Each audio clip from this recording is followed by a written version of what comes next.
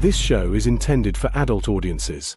You know, people with bills, backaches, responsibilities, and a functioning sense of humor. It contains strong language, stronger opinions, and the kind of jokes that might send the emotionally fragile into a full-blown meltdown. If you're easily offended, perpetually outraged, or think words are violence, this is your cue to clutch your pearls, grab a blankie, and sprint to your nearest safe space. Or, you know, just get in the sea. We won't miss you. For everyone else, buckle up and let's have some laughs. Rated D for dickhead. You are coping and seething. You just can't accept what you're seeing.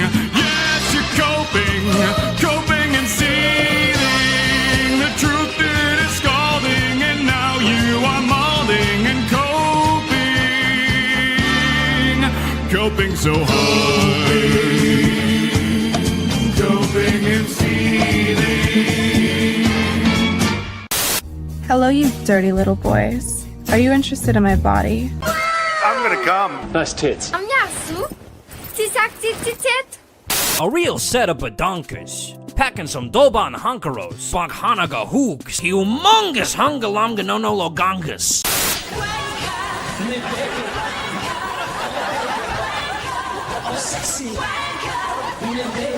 I want people in the industry to be a little bit louder about people being mean to other people, and maybe say it's not a good thing.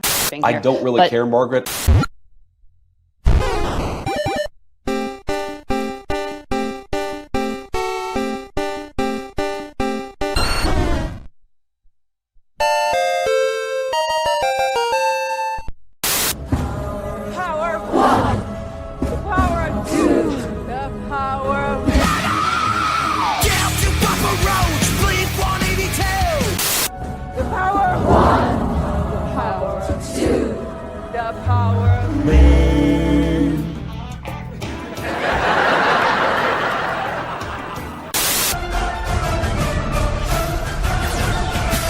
Hello. I'm off. Basically, run. What's going down, babes? Show me the loving. Silence! You are too gay to be the doctor. I'm wonderful, and I'm the most amazing person in the universe. Exterminate!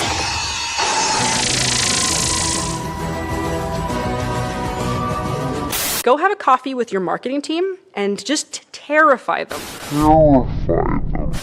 With the possibility of what's going to happen if they don't give you what you want. But hey, that's just a theory. A theory. Demonic presence at unsafe levels. Lockdown.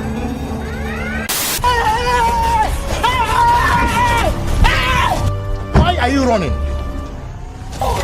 Let's take some dope. I am like, I have had hallucinations on weed before. if I get that high, Them babies, Alyssa. Disabilities. I wanted to finish Elden Ring, goddammit. He's a piece of They don't know what the fuck they're doing. They don't know what the fuck they're doing. the reason why DEI was put in place in the first place was incredibly disingenuous racism and sexism, people being discriminated against. This was put in place to try and disillusioned young dudes. white men or straight people. Someone's getting a job over them that doesn't deserve it. People are missing out on jobs that deserve it more than a person who's getting it because they're a woman or because they're black. But these people are making a lot of money, print money, cash, Money. Well, capitalism, raise a bunch of money, more money, heaps and heaps of.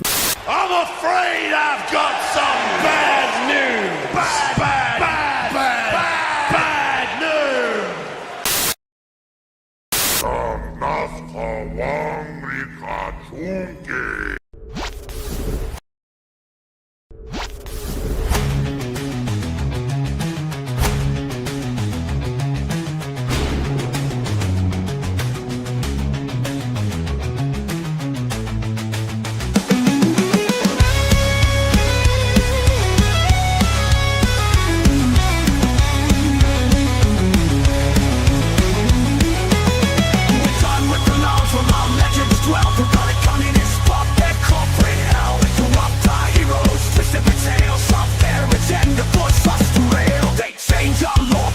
Morality, and now we're facing media mortality. They lost the plot, we'll take a stand.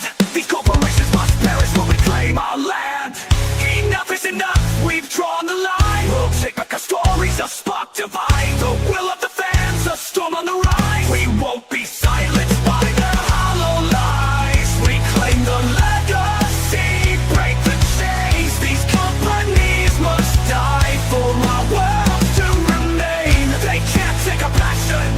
We're holding the gates for every fan stands protecting the will to create. We are the true keepers, the defenders of lore, and we won't stop until we settle the score.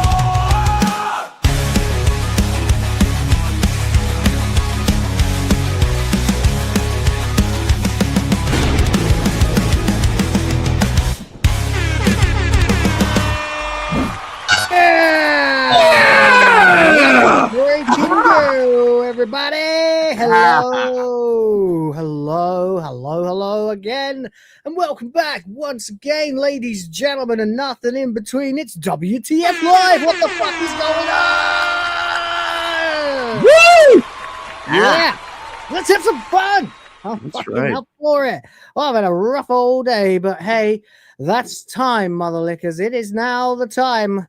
The hour is nigh to take out the trash and clean up the latest and the not so greatest, freshly squeezed out bullshit from pop culture and politics. A little bit of politics anyway, but mostly pop culture. My name is Will, which is convenient because the channel is called Will of the Fans. See what I did there? And today we have got tons and tons and tons, too much, as always, to talk about. We'll see what we get for our time. But of course, in the meantime, there is a culture to fight for and fight for it. We shall. We don't have Rhoda today because his work schedule decided to become all fascist and stuff. Apparently, I figured I'll just take the word back for what it actually means. And no, I don't fucking know. I don't know, but I do have a present from him actually, which I could probably get on screen in a second. But first, allow me to introduce the problematic white guy. John, how you doing, man? Oh, awesome as always. I have been up for a few hours. I spent yesterday my day off. I was planning on doing a whole bunch of work, but people didn't really get in contact with me, so I just fucking slept. Nice. Yeah. And I mean, I slept through the entire. I stayed up the night beforehand, so I guess I'm back on a nocturnal schedule. I guess I stayed up all the way through to the end of your show yesterday, and then I was like, all right, I've been up for way too long now. I'm gonna go ahead and go to sleep. Next thing I know, I woke up. It's 3 in the afternoon, and I fucked around for a couple hours, and I was like, you know what? Nobody's gotten back in contact with me. Just gonna go to sleep. I woke up around midnight or so and decided I was gonna just go ahead and take care of a few tasks that I knew I could knock out because they're just constantly the same thing every month. And so I did that and came up with an idea, did a thing, and it's been a pretty chill evening. Well, I guess early morning, whatever the hell you want to call it. I don't know. But yeah, there's a windstorm going on. So if you hear any background noise, what the hell, that's what it is. And it is blowing. Probably the worst thing the weather's done to one of our streams. Let's be honest. Right. Truly.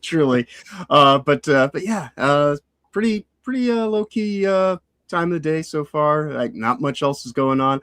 I cannot wait to get into the absolute dredge of bullshit that we have to bring up to the surface from getting in the sea today, because everything fell apart in episode 4. But I will get to that when we actually start talking about it.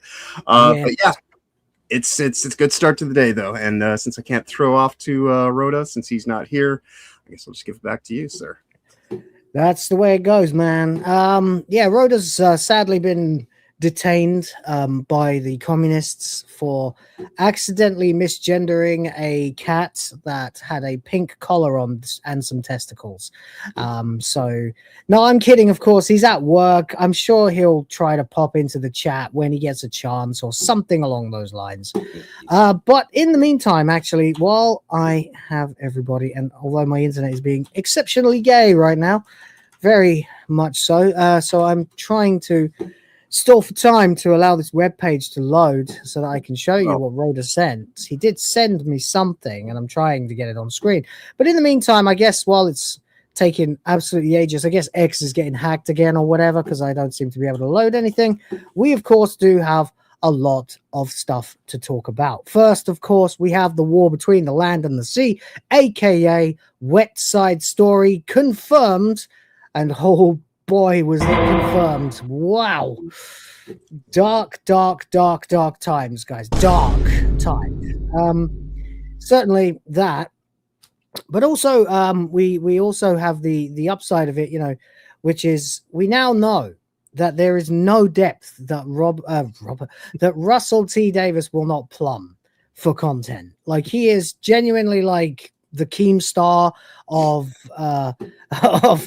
actual mainstream television. He will do anything for a click. That fucking whore. In the meantime, Rhoda does send his regards in the form of a copy of The Guardian being thrown in the trash. There it is. There it is. You love to see it right where it belongs. Amongst Indeed. The garbage. Indeed. Yep. Unsold as always. The Garbagean. Yep. That'll do. The favorite preferred newspaper of UNIT, apparently, turns out.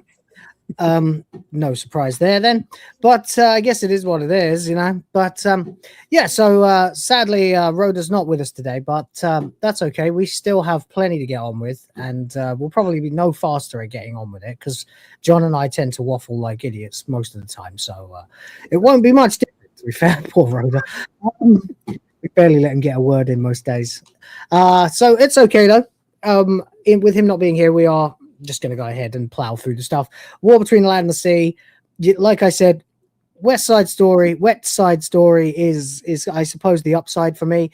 On the downside, we now know that Rock Bottom does indeed have a basement. So it will go far deeper than you think. I genuinely was furious by the time I finished reviewing it yesterday. I have put the entire segment of the show up as its own standalone review video that will be going out in about just under 3 hours time. So you will find it as episode 4, Rock Bottom has a basement. Look for a thumbnail that says Wet Side Story. It's super easy. I made it as easy as it possibly could be. Now that it's confirmed, so that will be there if you guys missed it yesterday and you'd like to see me get so angry that by the end of it, I literally start singing You Will Never Walk Alone. Except I changed walk to swim. Indeed. Because that's what they did. Indeed. Dude, that was so utterly pathetic. Yeah, Never swim alone. You'll never swim alone. You'll never swim alone. Fucking hell, bruv. Get a fucking set, will ya? She a fish. Right? Man, like she must have like suction cups on the inside of her or something. Well, maybe like an octopus, you know, like yeah. Like that, yeah. One big one at the end, you know? Yeah. Instead of a cervix. I don't know. All I know is somehow that man fucked a fish. He did indeed. He did indeed. And then she complimented him on tasting like salt. Right. Which, you know, the obvious answer is, what does she taste like? Clams. Well, that's what you think. Either that or sardines, you know? Right. Sardines and ketchup, you know? Right. Maybe. But yeah, anyway, it's nice to see everybody here. We'll get into it in just a second. Before we do, I've got to catch up. We've got a couple of super chats that came in. Majors Guild is the first. Oh, I don't know, is he still here? Because I tried to type his name in chat and I got no reply. So I don't know if he just dropped this and left, but maybe he's around. Maybe he is. If not, maybe someone can DM him, find out if he's alive. He seems to be in a bit of a funk lately. I hope he's doing okay, you know. But anyway, we've all got our problems. I've certainly got plenty of them, most of which can be fixed by doing exactly what Majors Guild has just done and sent me a super chat for $2 and says, "Hey, black people." I don't see any, John. Do you see any? No, I am in a black robe. I don't know if that counts. What? No, I don't see any. I'm in a black t-shirt. Yeah. I'm wearing black shorts. Yeah. My boxers are black. Yeah. I am wearing an awful lot of black. I didn't realize. It's like this is like the I'm black wearing stream today. today. Today's actually a Manchester United t-shirt. All right. I am not to anyone's surprise. I'm wearing a 9 Inch Nails shirt. Now, calm down, chat. If you're British and you don't like Man United, it's from my father. Okay, so just accept that. If you liked Dad of the Fans, then accept his chosen team, and as I do, and I have to deal with the fact that we used to be great and now we suck. So for him, the war is over. For me, it's still got another hopefully 40 years to go on. But there we go. In any case, it is apparently retard season. Everybody, hear ye, hear ye. I don't have a bell. I used to have a bell. Where's my bell? I don't know. Emphasis on the RTD aspect of that. Hear ye, hear ye. I declare retard season officially open. Indeed. Now, it's worth, it's not quite the same as PPP's triangle, is it? You know, but whatever. Anyway, apparently, I'm going to read between the lines here because Majors Guild isn't here to fill in the blanks, apparently. But he did say to me, and one of the last things he said to me was that he was going to watch Fallout Series 2. And now he comes back and says he watched trash. So I don't know if he means War Between Land and the Sea or that he really didn't like Fallout Season 2. I'm going to go ahead and give it the benefit of the doubt and say that it was War Between the Land and the Sea. But we don't know. Hopefully he'll show back up and clarify for us what he meant. Yeah, I have seen episode 1 of season 2, and I don't know if this is going to win people over. I don't mind it. It's all right. You know, I'm just taking it from the standpoint though of like Todd Howard's a fucking retard, and I mean, no doubt there. Yeah, obviously. And when he goes and he says it's canon, I'm just saying no, it's an adaptation. So I'm just going to let it exist within its own space as long as it gets a lot of the setting and this and that. You know, I can live with like, you know, little kind of quirks and things that don't necessarily jive to the lore of the games and everything like that. It's like, I can't do that. If you're gonna add to the lore, then you need to add to the lore. Well, that's why I'm just looking at it as an adaptation. You know, if you're going by what he said, then yeah, I could see why a lot of people do freak out.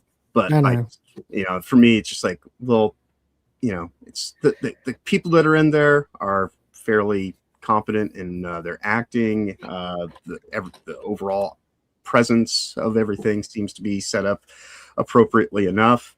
I'm sure that, you know, people will complain that they misuse certain aspects of locations and all this kind of stuff. I'm letting it exist within it. That was because the original guys from the UK version were really, really, really, really poor. So they made them black in the American version. You know, I'm not saying that wokeness is right. I'm just saying that there were some points before wokeness came along, you know. Indeed. But fuck woke. Anyway, St. Hugo was gifted a membership for the Grift Force. Thank you very much on behalf of the princesses.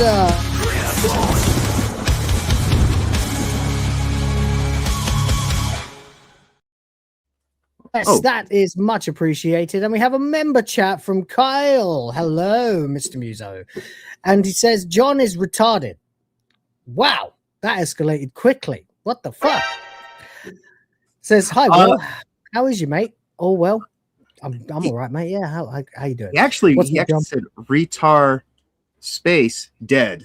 Yeah, but that's on YouTube. That's YouTube, I suppose. But, you know. I have been hanging around with you, so grammar. If I can find a point, take out someone's bullshit, you know, I can at least. Okay, John is dead. Indeed. Hi, Will. How is you, mate? I'm good, thank you. Yeah. John, apparently you are retard dead. Yes, but throw up the ones in the chat, everybody. You know, Kyle's here. He must be acknowledged. See Kyle in the chat, everyone. That's right. Can you see Kyle? In the meantime, by the way, speaking of acknowledging someone who was here earlier on, but most likely isn't anymore, we did get a very early appearance in the chat from our own mascot, Dramatica Law. So shout out to her wherever she is. Appreciate you as well, dear. Hope you're doing well and hope that that physical crap you're dealing with is not kicking your ass too badly. In the meantime, guys, thank you very much so far for supporting the channel. We do have $100 goal for every stream. And if we do get it, then it fills up this gauge right here, which when it's at 4 will be a Jackbox stream. So if you missed Jackbox and you'd like to tell us what you think about things, we'd love to hear from you and read out your thoughts. That's right. So that's about all I'm going to say, because I can't bother with the long spiel of grifting. I would just simply add to that, while you're here, if you'd be so kind, please do click that thumb button. That's right. Hit that thumb, like the stream, and don't forget to also furiously mash the love button, the little heart in the corner where no one thinks it will be. Just find it, get it exposed, and just on it until and you know, lube it up first. And you never know, something amazing might happen. The more you hit it, the more likes we have, apparently. I don't fucking know. And you know, if it's not too much to ask, while you're here, there's a share button. Go ahead. There is a share button too. Share the stream. Please. Tell your friends. Don't let your kids watch. The show is for adults. Very much. If we get anywhere near to hitting the bar, if we do fill the goal, we also will throw you some Christmas titties. We have clips galore for you guys when you super. So we'll do all that crap. Hopefully you guys can help us out, as we will try to help you to deal with the existence of one of the worst things that has ever happened to entertainment in the long, long history of mankind. Of course, we're talking about probably the apex of cringe that we've seen. I don't know, John. First question. Yeah. Worse than Doctor Who? Well, I mean, if you look at its analytics, it's certainly like at the same level as the worst of Doctor Who, and seemingly to getting deeper and deeper into the depths. I am quite interested to find out if it's going to get back over 2 million again, because this episode certainly did not. Actually watched it, you know. Yeah. I mean, the thing you got to remember is that they will only take the highest point from every episode. So with this getting, what was it, 1.5 million or something along those lines, that was the high point for this episode. That means that people turned off episode 3 and didn't come back. Right. Which is good for them, because they missed out on all of the interspecies erotica. We're unfortunately subject to. This episode manages to break the whole purpose of the show, or is it purpose or the porpoise? Either way. You have got an addiction, my friend. You know, sometimes you just gotta, you see it, you gotta reel it in. And anyway, the whole. No, you're not getting away with that. You're not getting away.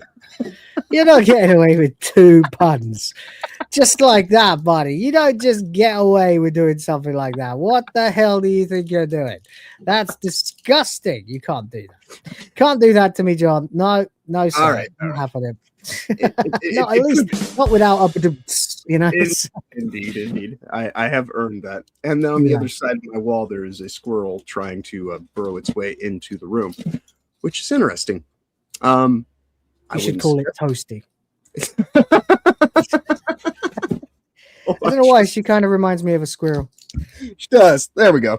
Yes, I'm literally smacking the wall to tell the squirrel that it's time to stop trying to get inside. Every day, this squirrel. Okay, old man cat is a little behind. That's okay, buddy. We know you've been under the weather, and we're glad you're here. We're glad you're here indeed. We're reviewing episode 4 of The War Between the Land and the Sea, which is a Doctor Who spin-off that has nothing to do with Doctor Who, other than it borrows some of the characters and includes one of the monster races that have now been humanized to the point of literally fucking one of the main characters, and that is the episode we're about to review. But yeah, this episode, the ending of episode 3 and this episode completely destroy the whole point of the Sea Devils motives. Oh, I mean, that's the biggest problem with the whole episode, definitely. Right. Because you know, they go down to that I don't know what the hell it is down at the bottom of the sea, but the point is they can make these things, right? And they're in this cave of like wonders that's been created to house humans at 5 miles down. Right. So my question is, why don't they use this thing for their spawning rituals? Because evidently they can clear everything off, everything's kept clean and all this kind of stuff. pristine air. You can breathe. Yeah. So they can breathe water or air. Right. So if they have this whole active filtration system and everything, why aren't they just using this as a place for their egg clutches? But it's worse than that, isn't it? I mean, they should be doing that first of all. Yes, they should absolutely be giving birth in their equivalent of a hospital, which apparently this, the safest place you can be, where there's no air pressure or water pressure. I don't know. Maybe they'd come up with a scientific reason for that. But the really bigger, much bigger problem that we'll get to when we get towards the end of the episode, before they fuck, but in the preamble towards it, well, we can pretty much go straight ahead and say that after the bomb blows up all the sea fuckers, she grabs him and helps him to escape by kissing him and swimming him up to the surface. And you look at the speed they're going here, by the way, right? They found a stretch of open ocean where they could just swim straight up, right? She is easily traveling, because this doesn't take more than about a minute, right? In time, and in the meantime, everything else is happening in real time. So you have to assume this takes about a minute for them to go 5 miles swimming. Okay, so she could swim 300 miles an hour. Right. 60 minutes in an hour, 5 miles a minute, 300 miles an hour. Yeah. I just need to get that out there because it really perplexed me yesterday when they're trying to come up with an escape plan. It's like jump in the river. You can swim 300 miles an hour. They will never find you. Right. You can go to the depths and swim at the bottom of it for 300 miles an hour for however long, while keeping him alive and able to breathe and unaffected by water pressure. Right. You can literally go anywhere on this planet without anyone finding you and be fine. The only way that I can even give them some kind of leeway, and this is me being as kind as I can, is that maybe she has some kind of sonic bubble, and since it's evidently sea level pressure all the way at the bottom of the ocean, they are somehow in some kind of protective sonic field, but that has not been actually mentioned. So you're writing the script for him, mate. Well, yeah, right, exactly. But yeah, otherwise this guy should have the bins, and he should be a puddle of soup. He should be a puddle. Yeah, and literally creating a hyperbaric seal around your lips to preserve the capacity of your lungs. It's not going to stop the rest of the pressure caving your skull in, or B, the speed of traveling at 300 miles an hour in ocean current from ripping your skin off. Right. You would think that would be pretty abrasive. It is the ocean. There's a lot of grit in that. So yeah. So unless they are using some kind of sonic field like I mentioned, which they did not. So didn't say anything about it. That's complete conjecture on my part. Fair, it's not even worth giving it the time of day to have done that, because it's this show, and this show is a piece of shit. Exactly. Meanwhile, manages to avoid getting shot in the head and reports right back to work. The review is already there. You know what's going on here. She tells them what happened. They go and apprehend the killer. The news breaks out. They have a fake message from the what's her name? I can't think of her fucking name.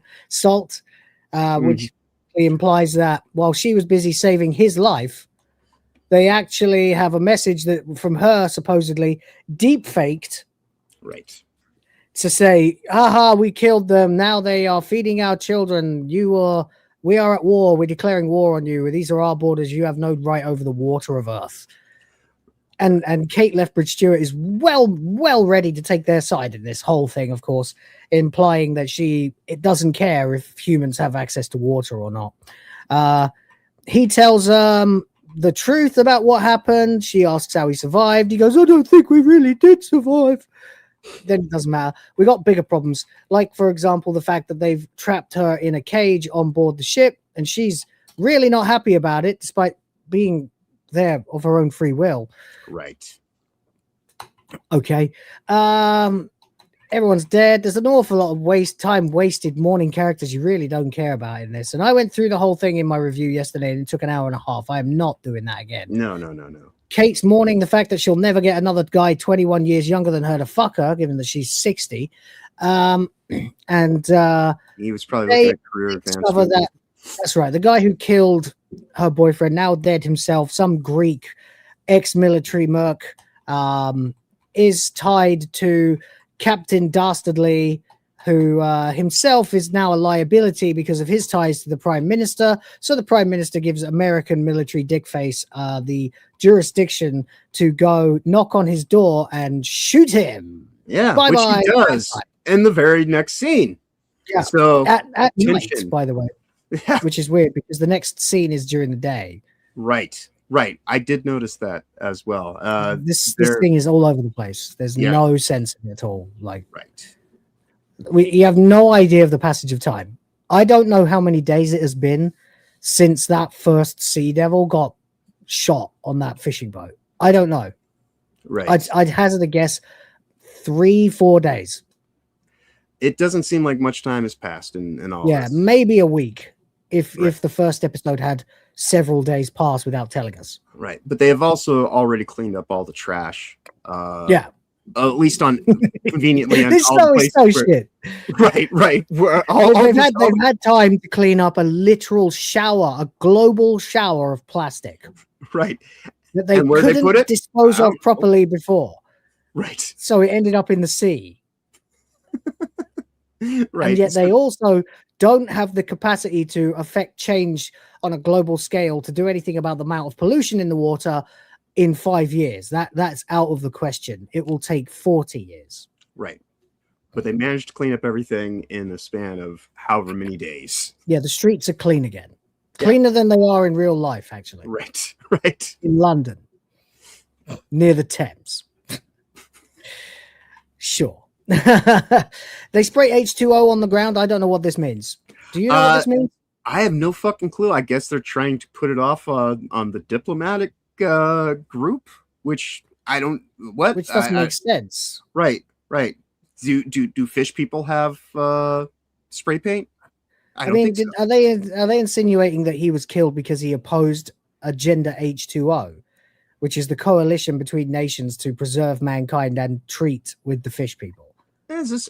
I don't know. Maybe this is some kind of dog whistle for, because like the Sea Devils are obviously an allegory for trans culture, from what I've taken away from this series so far. So maybe that's what we're supposed to understand. All right, and then we come to this scene. Oh God, this scene.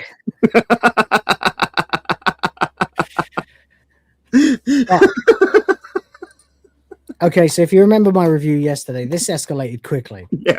I thought I was going to be minorly perturbed by it, and by the end I was reading and screeching. So, all right, let's dispense with the fact that they've put her on the back of a truck. Oh, yeah. Not any kind of military vehicle. This scene. A normal truck. And I don't mean that to be like, necessarily a pun, but it just, it really goes off the deep end. But since we don't have, it does, yes. Since we don't have the same limit of time to talk about it that I had yesterday, let's just dispense with the fact that they've already just chained it to the back of a regular truck. Right. Instead of a military vehicle or something. What's up, James? You going? That's a shame. Yeah. Oh, well, mate. Stick Safe around. travels. Yep. Anyway, let's also ignore the fact that we have this weird scene where he pretends like he's friends with this black guy who talks to him and calls him his boss, and then he pulls rank on him, to get the keys off him. Okay, and skips straight to the part that once he has the keys, he's decided he's going to rescue her so that she won't end up at unit. Oh, not you, silly. Okay, cool.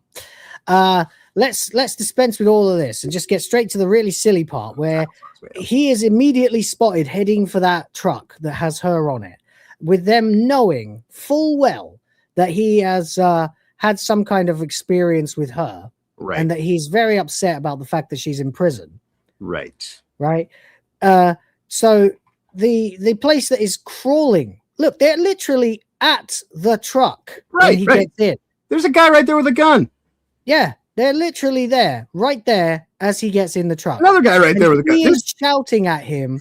Look, I mean, apart from logistics and apart from logic, continuity-wise, this makes no sense at all, right? Yeah. There are guys all over that truck.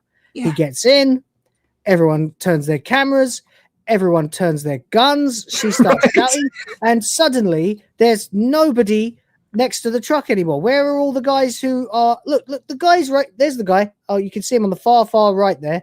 he's pointing his gun at him. Yeah. And he's not phased. Russell Tovey's character, fucking Barclay, who's a congenital coward in episode 1, and by this point has got balls like fucking watermelons, has just decided that he's going to go ahead and rescue her. And they're all like, you can't get past us, Barclay. You can't get past us, Barclay. And he goes, who said I was going in reverse? And the funniest, there's two things that are funny about this. First of all, it sounds like it's ripped out of a Michael Bay movie or a Hideo Kojima game. Or there's the fact that the sound builds up to it, like, who said I was going in reverse? Bah! You know, that thing they do with sound. Then there's just the simple fact that he muttered it. Right. Why say it at all if you're not going to say it loud enough for anyone to hear, you prick? Right. And the other question is, too, why does he get out of the truck? Why doesn't he just slam the truck into the water as well? I know. Strange, isn't it? But anyway, he decides to reverse about 40 feet. Not even that. Yeah. Maybe 20 feet. Maybe 20 feet. And then another massive contrivance as the chains break. Right. The heavy, very, very heavy chains that are designed for transporting cargo on the backs of lorries and any kind of mishap that might happen to them in transit instantly break the second he drives 20 feet backwards in reverse, which by the way is nowhere near top speed. Right. You know, and it didn't have enough distance to even get it up to any kind of speed that would maybe put that kind of momentum.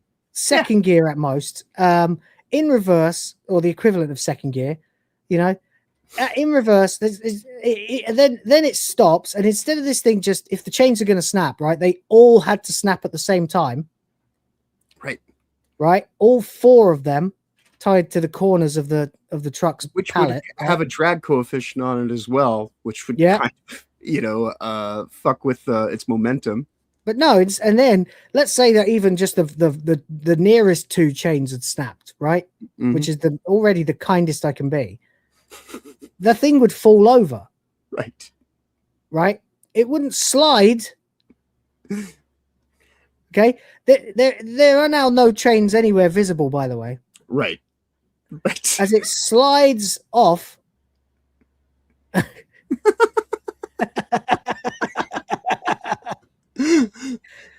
Into the water, whereupon, for no reason, the door is flung open. Right. Security. And she escapes. I mean, what was stopping her escaping before? I don't know. I can't even say the air because they have control over the air because it's also the ocean. You know? Yeah. she could have just broken out while they were in transit. She could have in broken that out helicopter and just dived out and straight into the ocean and got away. Right. Except that she doesn't want to enter the ocean, which she just has. Right. Which does not, which doesn't make sense because she says later in this episode, that if she were to get back in the water, the rest of the sea devils would know instantly where she is. Right. And they would show up, and they spend a good bit of time here, hiding and escaping in the water. Right. And then the next scene at that point, when they emerge from the River Thames, is the same scene where the sea devils are in Imperial House right nearby, asking where they are. We're discovering a whole basket of problems I never even said yesterday. Yes. Yeah. This it thing, gets worse. It completely falls in on itself. Again, I just say, you know, it would have made more sense for them to actually dump the truck into the water. Yeah. Then you would have taken care of like the whole thing that we just discussed with the box. He would have been protected because he gets out and like he's already committed some act of, you know, treasonous tyranny. Kind of, you know, like I know. So she gets out, right, and is very, very fast swimming away, right? Boom, there she goes, woof, off like a fish or a CGI person. And then Barclay gets out of the cab and runs backward toward the dot, toward the edge, and no one tries to like shoot him or anything. All they do is scream, Barclay, no!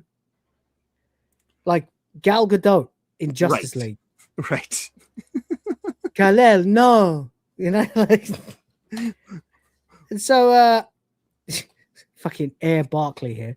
As he jumps into the ocean, and I guess he's trying to go down, looking for her. She finds him. And then, and I'm going to have to wait a minute before I play it because we're playing way too much of the episode in sequence. Indeed. And then she decides that she's going to swim him away. And whereas, we know a couple of things about this already, that he, with her lips on him, can sustain travel at 300 miles an hour in the deepest parts of the ocean. Right. Unscathed for fucking no reason. But that's the rules they've set up. So then she decides she's going to grab him and she's going to swim away at the speed of a, 40-year-old actress. Carrying someone like, just, we got to get out of here fast. Suddenly I can't swim. I guess forcing that door open really took it out of her, Although she was fine a moment ago when she actually did it. She probably screamed to open the door. I suppose. She does have a sonic boom of a scream. And we've seen what sonic can do to metal devices in the history of Doctor Who. So maybe it's that.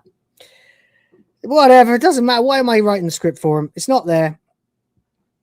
No one's ready. No one's prepared. No one tried to shoot Barkley in the back of the leg or something to stop him now that he's committed an act of betrayal of the human race. Right. No, because that wouldn't work, you see, because you need wet side story to happen. Well, and for wet side story to happen, you need both sides to betray both sides. That's right. This is the Montagues and the Capulets, after all. It's the Montagues and the Capulets. Yes, indeed. That's very good. I was very impressed with that. It is indeed that, yes. And so you need them to both have done something betrayal-ish, Will, what the fuck, to their own side in order for them to be fugitives from both sides. That's right. Which, of course, you need in order for it to follow that kind of story pattern. Anyway, Kate's here. She's furious. Everyone's angry. Everyone finds out they're alive and they've escaped together. She says, is he a collaborator? Collaborator with what? Oh, wait, I guess maybe because the fish declared war. That's what they think, even though UNIT knows that's not the case. You'd think they'd want to get that message out as soon as possible to the mainstream to avoid people taking justice into their own hands, but apparently not. Then we get a bunch more time-wasting wankery about Kate's love life, and then we find out that Kate finds out that Dick Dastardly here was killed.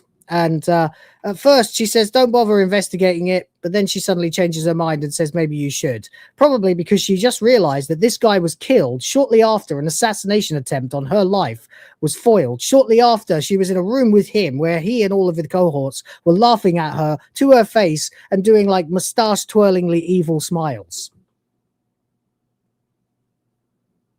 Are we alive? Can you hear me, John? Am I live? Am I online? What's going on? He's gone, ladies and gentlemen. What's happened? It's just me. Oh, no. We're back. We're back on hyperdrive time. We've been downgraded. What the shit? Oh, no. Wait, it's okay. He's back. What happened? My Steam Deck powered down for some reason. So. Oh, shit. Yeah. You gonna get it back online? I'll try to. The other day, it did this the other day, so I'm hoping that my Steam Deck is not dying on me. That would be a terrible thing. But if it comes back on before the end of the show, I'll go back to the way. But I do have my phone here, so, you don't sound any different, so fuck it. Yeah. All right. Try and get it back, though, obviously, for yourself. I'd hate to think you've just lost your Steam Deck, I certainly would hate that. Good for you getting back so fucking quickly. Anyway, so as I was pointing out, she suddenly sort of realizes that it would probably be a good idea to investigate the death of the guy who was laughing maliciously at her the day before when she was assassinated that evening, or nearly assassinated that evening, and then he's assassinated later that same night. It's a little bit, she's almost killed, her killer is killed, and then he is killed. There could be a bit of a thing there, you know. Would you care to theorize, John? Well, the pacing in the show is really, really, really terrible, and they only really seem to be focusing on a man has to fuck a fish, so everything else just gets breezed right through, without any tension, any building, any kind of like actual kind of narrative weight set to it. So, I mean, I think it just speaks to the quality or the lack thereof of the people that are involved in this production. So, because like almost say like, you know, severance like 20 times in 3 minutes, know, right? and that's over and done with. And then the same thing with this League of Calamitous Intent or whatever the fuck they call themselves. It's really quite. Toasty says she sent her squirrel to chew your power wire, and for some reason, to me, that just sounds like oral sex. Maybe it's because Toasty said it. Anyway, guys, if you're enjoying the show and you want to talk, send us a super chat. Anyway, there we go. So yeah, I mean, I think the fact that she was not immediately suspicious at this guy being killed the same night as her, right after her killer, what would-be killer, was killed. Right. After like, I mean, I'm sorry, it's just that she's got to be as intelligent or as utterly stupid as any scene needs her to be. It's all complete contrivance. This is the biggest problem with modern television these days. It completely insults your intelligence. This is why I need to train my kids to have the same kind of ability to think critically when it comes to storytelling as I do. Because Kate Lethbridge-Stewart is a genius in certain scenes and then an absolute retard in other scenes. Like the fact that they were all there mocking her openly about not being able to do anything to stop them from potentially warmongering with the fish. And then she almost gets assassinated. Then she doesn't know who hired the killer. Then this guy rocks up dead and she doesn't want to personally investigate it. But, you know, they do a nice little trick, John, that they like to use in retarded shows for retarded retards. What they do is, they have her about to leave when suddenly, woo, woo, woo, woo. Forget about all that, guys, because something else is happening now. Right. We've gone from a show where nothing happens to a show where so much happens so quickly you can't keep up. Right. You had 5 episodes, Russell. 5. You're on the 4th. Right. And I mentioned this to you the other day is I don't know how they're plan on managing to pack all this in to what seems to be about 45 minutes an episode. I have no idea how they are going to actually legitimately get this ending to come about. You're in episode 4 of 5. Yep. And this is the moment when you decide to tell us, the audience, but you don't, that there is yet another group responsible for the bomb underwater and the assassination of Dick Dastardly. Right. And the potential assassination of Kate. And so all those mustache twirling bad guys that we saw in the other episode actually had nothing to do with anything.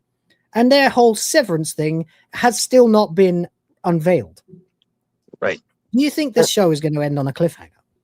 Oh, God, I certainly hope not. You know, actually, you know, there's a part of me. I can't put it past the arrogance of Russell T. I Davis. wouldn't put it past them. Because, but they have gamble, because I'll be laughing my ass off for the rest of my life if this show ends on a cliffhanger and never comes back. I will as well, because they should have known that the contract was not going to get renewed before it actually got finished. Right. And they still released it.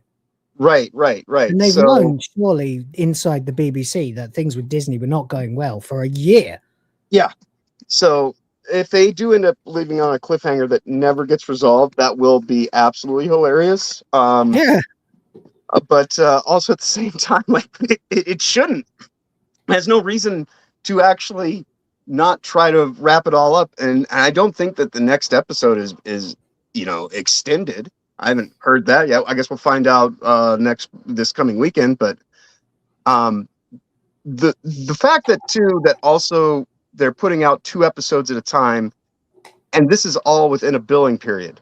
Like, the only way this could be worse is if they would have all dropped on one day, because that's how much faith Disney has in this property. So I would certainly hope that they, for their own sake, don't think that they're getting a second chance at this, because it is not going to happen. Yeah, I no, it's not going to happen. If this show ends on a cliffhanger, it's going to end on a cliffhanger. Yeah, that will never get resolved unless they decide to figure out a way to incorporate this into the next season of whatever their Doctor Who. Anyway, we are getting ahead of ourselves talking about the ending when we're only about halfway through. So let's continue. Now Kate goes to talk to Homo Aqua herself, aka the Sea Devils, aka the fucking fish people, and she's greeted by another human-faced one. This time it's a man, or a male presenting Homo amphibian. Fuck off, you goddamn pricks. Have we had the line yet that really pissed me off, or was that the colonizer line from episode 3? That was from episode 3. I think that was episode 3. This one didn't have. Did it? It had 1 or 2 lines that really annoyed me. I'm just trying to remember what the bloody hell they were now. There were some real awful lines. Oh, the Great Replacement. We skipped that. We skipped it. They're trying to say that the people, Las Clementi, the new sect that are responsible for all the dead, are peddlers of the Great Replacement theory that's had about 4 days to gestate, which of course is a dig at the actual Great Replacement theory, which is no theory but actual fact that the populations of the West are being replaced. The white people are being replaced slowly but surely with immigrants. It's not a fucking theory. It's calculable, provable, demonstrable. But Russell lives in a fake world, so he has to mock it, thinking that he is with the majority. So that's why we have the Great Replacement, that Homo Aqua will replace humankind. Fuck off. He does think that he's rather clever, which is not to his advantage because he's not. He's shown time and time again how much he is not. And but I think that he actually assumes that everybody's just going to go along with this because he's clearly the smartest person, and he has the most moral and ethical obligation to bring this all to our attention, but he doesn't even know how to put one episode together, let alone a miniseries within 5 episodes. So there you go. It's quite sad.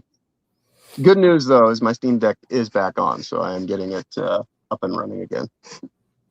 There we go. Oh, good. That's good. So anyway, this guy shows up and he calls himself Tide, and he asks why we're all insane, why we would kill ourselves to get them, and Kate basically does what she would normally do, which is the very thing that she was chastising Barclay for doing. She takes out her earpiece and decides to go rogue and immediately throw herself and the human race under the bus. It is the trendy thing to do in this show, to just turn on everyone in a moment's notice for no good reason. She uses the line, and this is fucking hilarious. She says, "We are a stupid race that's intelligence is 1,000 years ahead of our ability to rationalize our emotions. So our intelligence is so advanced, it's 1,000 years ahead of our emotion." We are but still in cavemen with with Wi-Fi. It's completely stupid because that first of all conjures imagery of some sort of sectarian fucking emotionless Vulcan utopia where our emotional side catches up to our intelligence and we become basically Vulcans, which maybe that's what Russell T Davies thinks is the right idea. Fuck you, Russell. Secondly, Russell is not in any way a living, walking, talking embodiment of that. If anything, Russell T Davies and this entire script are far more emotionally driven than they are based on any kind of rational, logical consideration of how events would really play out in a situation as insane as this. Most definitely. So he is not a man whose intelligence is 1,000 years ahead of his emotions. They are, though. They are promoting transhumanism, clearly. So maybe he does believe in that whole idea that somehow through genetic manipulation and this and that, we will find a way to get beyond having feelings. But also at the same time, he has issues with Elon Musk. So fuck. Everyone's an Elon Musk or a Trump these days. It's pathetic. Right. Anyway, Rufus said, if his name is Tide, tell him to do laundry, which was actually the first thing that popped into my head, and apparently Cookie Kaiju's as well. Oh yeah, I thought of plenty of jokes that had to deal with laundry and detergent. You know? True. Groofus for 199 says Vulcans would call RTD a pervert. He ain't wrong. He is not wrong, you know. No. They wouldn't like him at all. Never hear much about gay Vulcans. Plus he writes constantly about sex, which they would consider to be beneath them. So there's that. Anyway, that is the thing. So let's move on. We can continue. This is cringe. Basically, it all boils down to him saying that we have a third ambassador. Our first ambassador, blah, second ambassador, yada yada yada. Now the third ambassador is called Rust, and it's not a person. It is in fact actually Rust. Right. Yeah. And if they don't tell them where Salt has gone, by the way, Salt is less than 2 miles away, easy, given the skyline that I'm seeing in the background and where they've emerged, still very much in London.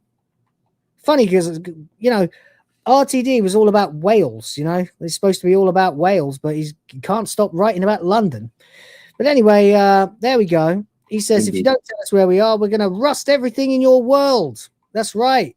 There's water in the air and we can control it. We learned how to rust things, even though they're still amazed by metal. Which I will say, I did call that all the way back on the the episode where they dropped all the shit on everyone. I said they're going to say that they control the sky because the sky is composed of water. So did I. So, but again, this is RTD thinking that he actually, you know, he's smart and it's going to be so crazy. They're going to find out. It's like, no. All you have to do is look at the situation for what it was, and I immediately knew. I am coming in to the studio a bottle of wine. I genuinely do think that he drinks a bottle of wine for every single for every script that he writes. I think he downs about a bottle of wine, because I think that he genuinely forgets the things he's come up with. Right. Or he keeps no notes whatsoever. Right. So he's thinking, oh yeah, I mentioned. He fails to mention, like, think of things that he mentioned in previous episodes. It happens all the time. He has absolutely no concept of like his own lore. For example, he has not done anything to deal with the fact that David Tennant's doctor is alive and well in London right now. Right now, yes. But you know, with a TARDIS, right, and a sonic screwdriver, right, and a thorny rose. And he's done nothing to do anything about this. Yeah, I mean, even within his own weird kind of mental faculties on how to go about solving any of this, the only thing I could think is that Tennant wasn't going to do it. Of course, that's the obvious answer. But how are you going to tie this together if Doctor Who ever does come back? And if, let's say, absolute failsafe, RTD manages to convince Tennant to come back one more time for next year's Christmas special. Right. And then someone is going to have to say to him, where the fuck were you during the war between the land and the sea? Right. What's he going to go? Oh, you know, I was in Bermuda at the time and we went by plane. I didn't have the TARDIS or something like that, you know? Right. And that's going to be the acceptable reason, is it? Fuck no. He'd find a way to contact UNIT. Does he not have a sonic screwdriver? Can he He can find a way to contact the Earth when it had been moved out of sync with the universe. Right. Although that was actually Sarah Jane Smith that was responsible for that. He didn't actually do that, but you know what I mean? Yeah. It's bollocks. It's utter bollocks. Where's the fucking doctor?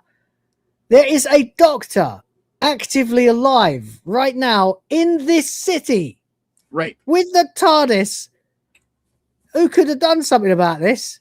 Effectively, this is way worse than the Meep or any of that other podcast. Right. Effectively within 20 miles of the situation. In the time that any of this has gone on, you'd think that when all the trash comes raining down, I know, it'd be like, that's a bit weird, isn't it? Right. And it's on the news nonstop, constantly. Yeah, you know, guy that you would like, is it the master? Is the master back? Where's the master? You know, like right. And how many times has the doctor conveniently met someone at one point only to have to like meet up with them again. And they started the episode, like they started this whole series by saying, I met the doctor once. Yes. I know, yeah. It's complete bollocks. It's complete bollocks. I mean, the reality is, no matter where he is, he would be able to get in touch with UNIT. Right? Even if he was on holiday at the time, which he wouldn't be. But and then there's the fact that you know, for example, the other excuse RTD might go is, oh, I was off visiting a distant galaxy. I was off in ancient Rome or something. It's a time machine, you dick. You would have come back to the second you left, wouldn't you? You know, like time doesn't run parallel. The time you spend in another part of time does not equate. What the hell's going on? Now the two of you. That will make the situation better. Okay. Yeah. So there we are. Anyway, it's fucking appalling, mate. It's fucking appalling. But it's nowhere near the end yet. Let's get to the worst bit. Rust, and also we want you to rename the Earth. Fucking bollocks. Anyway, now we get to this insane scene here where now that they are alone, Salt, it seems, no PTSD, by the way, Salt is now free to be her true self, I guess, and act like a fucking 16-year-old girl. Right. Instead of a domineering, commanding girl boss, which she was in episode 1 and 2. Now she's squealing with delight at Glass, and then she comes up and immediately tells him, because he says, I think I've got fucking diphtheria and fucking leprosy or whatever from that horrible water. All these various things, yes. Implying that if you were to swim in the Atlantic Ocean, you would get leprosy. Right. Well, I have swum in the Pacific Ocean, and I do not have leprosy. Right. I've lived on the coastline of both the east and western part of this nation, so I've been in both the Pacific and the Atlantic, and I have been in both. Sure, I've swum in the Atlantic Ocean as well when I've been to whatever. The English Channel, I've certainly swum in. I've definitely been to Blackpool, so I've definitely swum in the Atlantic and the Pacific Ocean. Yeah, and I've never caught leprosy. Yeah, I'm just saying. I've been in like the middle of, like, not the middle of the Pacific Ocean, but the middle of the ocean in between the Philippine Islands. You know, the Philippine Sea. I've swum in that plenty of times, and not in like the beachy parts, but like in an island hopping trip where you dive off a boat into bottomless water. You know, and I've never caught shit. So I don't know what he's on about, but anyway. He seems to think he's got leprosy, but she says that she cleaned him. She cleaned him, guys. It turns out that she was able to filter all of the disgusting filth that apparently populates such high volume, by the way, of the Atlantic Ocean, that it would give him multiple deathly diseases. She was able to filter all that out of him with a kiss by using her gills to I don't fucking know, filter it. If that's the case, then why the fuck are they bothered about pollution in the ocean in the first place? Right. Between their gills being able to keep themselves strong and not have to worry about these issues, and as I mentioned earlier, constructing these biomes where they could easily keep their perfectly clean atmosphere, yeah. Yeah, it makes no sense that they're concerned about any of this. Where did she give birth to these eggs? Like, how did they die? Choking on our shit, apparently. How can these two things be true, Russell? How? He doesn't know what he's doing. I mean, that's the most straightforward answer. Not wrong. He doesn't know what he's doing. That's right. He doesn't have a fucking clue. Apparently, her and her kind can die and suffer because of all the pollution in the ocean, but then she's able to perfectly clear it out of another person and filter it away to keep him alive. Why didn't she do that for her children? Right. Is she the bad, like Barkley, for all the faults of the show, has not proven to be a bad dad, so is she just a bad mom? Have they flipped the script a little bit? I reckon she just went full Lissa and aborted them and just blamed it on us. Right. It was a giant virtue signal, mate. She's the Greta Thunberg of fucking sea kind. Right. And that, God, it does beg so many questions of, they're very humanoid, but still birthing. But she's a different species, remember? She's Homo amphibian. Right. But she lays eggs, but she can get fucked. Right. She lays eggs, exactly. Eggs that are supposed to hatch externally. Right. That are and yet she gets, I mean, don't get me wrong, like I know that certain mammals do. I mean, chickens fuck and then they give birth to the eggs and they've already been fertilized. Right. But she's not a mammal. Right. And the eggs aren't leathery. Or a bird. They're pretty solid. They're eggs. They're fucking giant fish eggs. Yeah. She lays them and then some dude spooges on them. Which all the more reason to use. I don't know. Maybe James Oppel super chat us a fucking explanation for that one, like he did yesterday.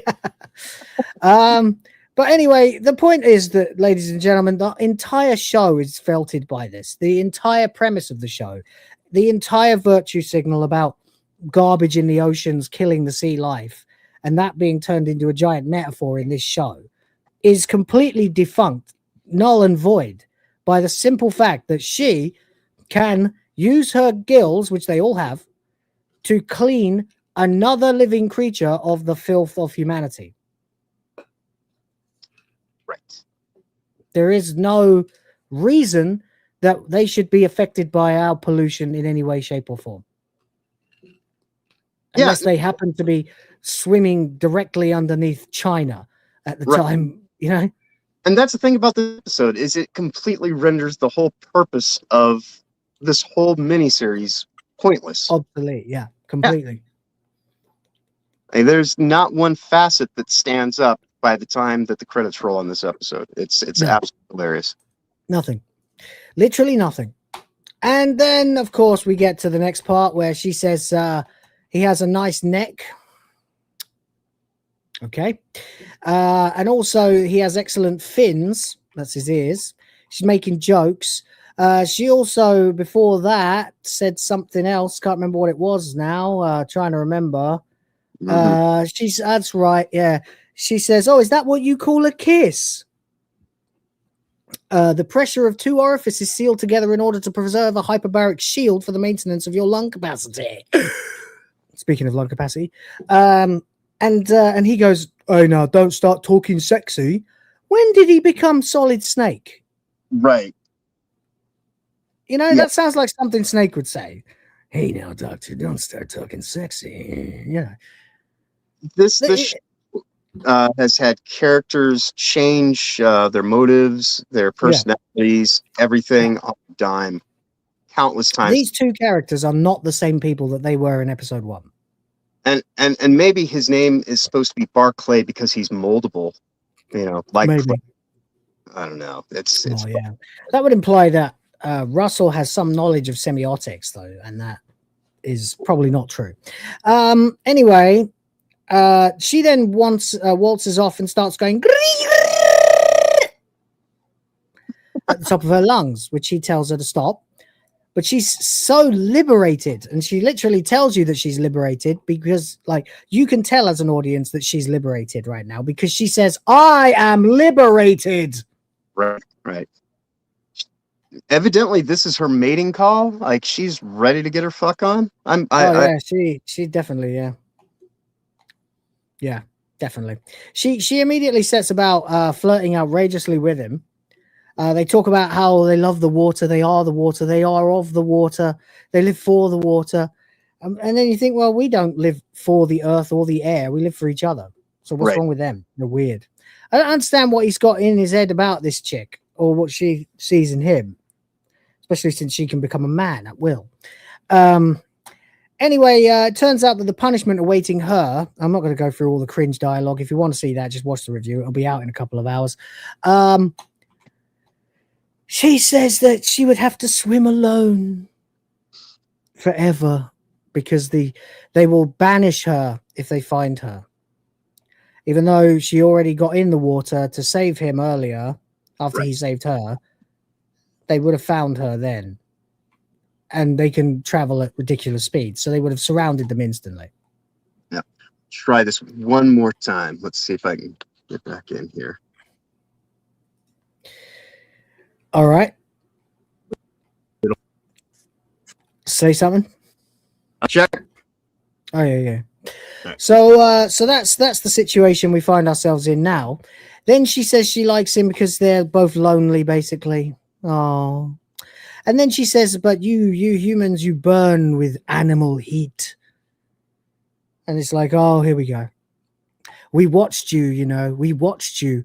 Your heat is so hard to ignore. Of course we were going to find you.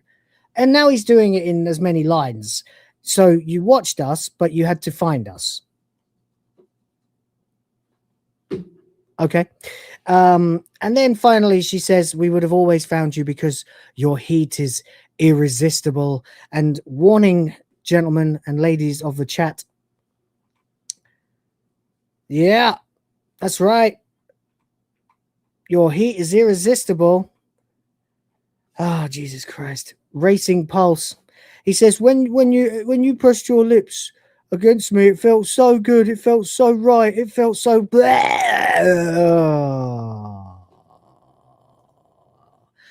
Can't believe I've done this twice now. So then after he kisses her, or she kisses him, she's all excited. Ah! And then says, he says, I thought you'd be cold. She says, I can regulate my body for you. And then he says, yeah, I'm sort of regulating my body for you too. Which, yes, that's right, ladies, gentlemen, and nothing in between. Barclay has achieved erection. That's right. He's hard. And Russell T. Davis wants you to know it. He wants you to know that Russell's body is now stiffening in preparation for her, the fish woman. You're totally breaking up, buddy.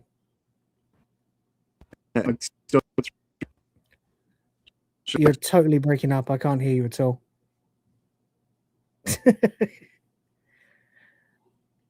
Jesus Christ. Had to happen when Rhoda wasn't here as well, eh? No, you're totally breaking up.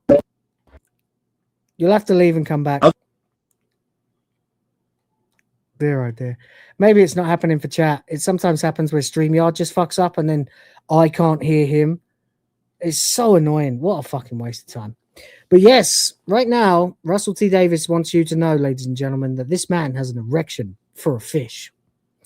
He also wants him to tell her about it too, just so that she can observe that he has an erection. It's him? Okay. He wants us all to know that Barclay here is hard, that he is extremely hard and ready to fuck a woman who is a fish. John, is that you? Everyone was saying it's you.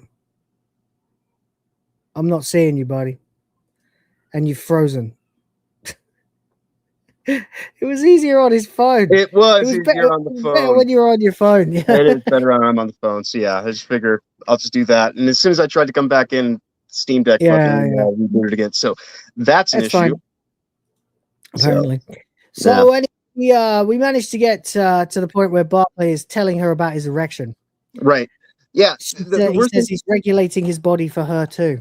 Right. And the terrible implication on this is her saying that she can regulate her body for him also kind of puts in the connotation that if he's into it, you know, she can become a man. Oh yeah, she could become a man, yeah. As well. So yeah, like which is funny because of course Russell Tovey is gay. Right. Although apparently he's playing a straight person. Right. Which is funny because RTD regularly says that you shouldn't do that. Only gay people should play gay people. Well, but okay. RTD doesn't strike me as somebody who you know, has principles and values, and no, people he doesn't change things as you know, as he sees fit. Yeah. So anyway, upon telling, yes, you can turn into a guy, Toasty. Upon telling her that he has an erection or that he's regulating his body for her, she gives him this naughty look and says, "I see. So I see." And so, and then he goes, "Is that okay?" And she says, "It's wonderful." Yeah. Oh man, he's about to get deep in the sea. What the hell is even that? And so they furiously make out passionately as we mercifully go away. Only for the hot, hot scene of love to be followed by a cold, cold scene of mourning the dead. Right. This is so tonally inconsistent. It's Yeah. almost as if Russell feels a little guilty for making you watch a scene of a man getting horny for a fish and feels like he owes you a cool down. So he immediately starts making the whole thing about death again. Right. Fucking insane. I suppose maybe it's him who needs the cool down. That, or the pacing in the show has been absolutely completely fucking terrible. They've wasted their time because they don't have the economy to deal with the limitation of 5 episodes. Mm-hmm. So they rush through big plot points, but then scenes drag on and take far longer than they need to. Yeah. It's bonkers. Anyway, I'm just glad that we don't have to hear his accent anymore. And I never knew anything about her, so or really him, except that he was into banging 60-year-old chicks. Right. And she goes off and she cries her eyes out, which is perfectly understandable, really. And now we come back to Barclay and Salt, the crime busters of the sea. And she says, "I chose my name appropriately. You taste like salt." Which, I'm sorry, if anyone else had written this, I would have thought, okay, maybe sweat, something like that, maybe.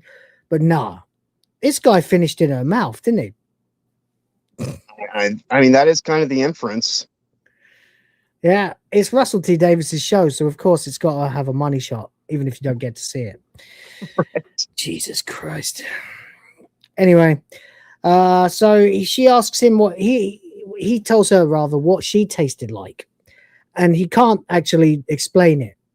He says, "You taste like, I don't know, horizons."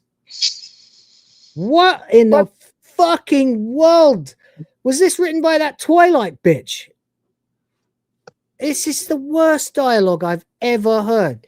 That's right, Rob. This is fucking hideous, I know. Wet Side Story has officially happened. Yes. Yeah. The story of Bromeo and Halibut. Yep. Anyway, I can't be bothered to go into all this crap again. It's so fucking worthless.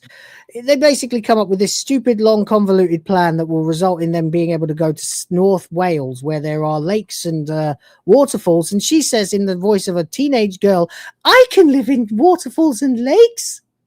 Then she tells him she wants him to go and live in the waterfalls of Wales with her, kisses him again, and that's it, I guess. They're now mates for life, despite the fact that her race breeds wherever the fuck they like with whoever the fuck they like at any time. Right. Because she also made a point of telling him about how they just kind of get together and have like a mass orgy spawning. Yeah. Yeah. But they also have love, and it's like, all right, so you get together like these big fucking swinger parties, but also at the same time you couple off. Like, what the fuck is that? That doesn't make any goddamn sense. And they're on their way to Wales to meet up with Ryan. Yeah, basically Ryan. Of all people, you know? The guy he describes that they want to go and live with is Ryan, yeah. Except for the fact that the guy is ex-military and Ryan... Yeah, no. Well, you know. Anyway, part of their plan is to commit a crime. So they immediately hold up this young man, using her as, "I'm the scary fish lady who's going to eat you." And suddenly Barclay starts acting like Mr. Tough Guy. He's like, "All right there, mate. Go on. Give us your phone. What's that? Oh, you got facial recognition, mate. Give us a kiss. Oh, there you go. Thanks. Now fuck off before she eats you." So, it's like that. Then he calls his daughter, who is still referring to as a they, them. Mm-hmm. And he says, "Oh, I'm a cool dad. I got her a second line. Got them a second line." Fucking hell. By the way, James is here. $2 says, "Told you it's AI writing." I don't know, but I think it might be. I do. I think it might be, buddy. Yeah. Fucking appalling. Anyway, there we go. And he calls her, blah, blah. Put your mum on the phone. Tell her she's got to call me back on this number. And she's got to do it in the bathroom. And then he says he wants to borrow her car so that he can do a runner to Wales and he'll get it back. He'll get it back to her at some point. And then when they get to Wales, they're going to try and contact Kate because she's the only person he trusts. Right. Don't know what, but she is. I guess they just know that they're both main characters, you know. But it doesn't work because Barclay is so fucking naive for a guy who works for UNIT. Even if he's just working logistics, he knows enough about them to know that they'll disappear him if he tries to reach out to them. Right. The whole reason that they put them in a hotel was so that they could be under surveillance. Yeah. And he even admits to it as much as like, "Oh, we'll tell her to go in the bathroom." All right, well, that's easier said than done. You could tell somebody, you know, the idea that he thinks that that's even going to happen, especially when his ex-wife has shown a level of jealousy towards the fish lady already. This is amateur hour. Maybe that's bad. So yeah, anyway, so they decide then to call, he calls her, and then yeah, of course, there are fucking UNIT soldiers everywhere in the hotel room. Why wouldn't there be? He's now a fugitive. Right. I'm surprised they're probably there when his daughter answered the phone. Yeah, they were. They absolutely were there. I thought for a minute maybe that she'd betrayed him, but then, you know, she tries to help later. But no, of course there's going to be fucking UNIT soldiers there the whole damn time in case he tries to contact them. Yeah, they've been in that hotel room since he decided to jump off the pier. And who's the first person he's going to call if he tries to establish contact again? Right. His family, most likely. He's made an utterly rookie mistake. Yeah. And yet he thinks that it's worked, and the kid's not happy. She's pissed off. But whatever. Anyway, they think they've made it. Anyway, UNIT knows they've got guys going out there, and it turns out that somehow it's been leaked to American military dickface who is sending the British soldiers that he now has command of, thanks to the PM, to the same rendezvous. So they end up going and they saunter along this bridge to meet up. Look, you can see they're not even running particularly fast. They don't notice the Humvees or the snipers or anything. And again, he works for them. Right. He must have seen this kind of thing at some point, or he must know what they do, even if he doesn't book their taxis. Yeah, I mean, you would think with as much as he, you know, deals with their paperwork, all this stuff, all these requisitions, everything like that, whenever they do ops, I'm sure he has to do more paperwork. So, right. I mean, unless he really is just in transport, in which case he doesn't work for UNIT, because there's no chance in hell an organization like UNIT would hire their own taxi guy. They'd have a company that does it for them, and the employees would have no idea who they were actually booking taxis for, because it's fucking higher tier than MI6. Yeah. It's just so amateurish, Russell. So terrible.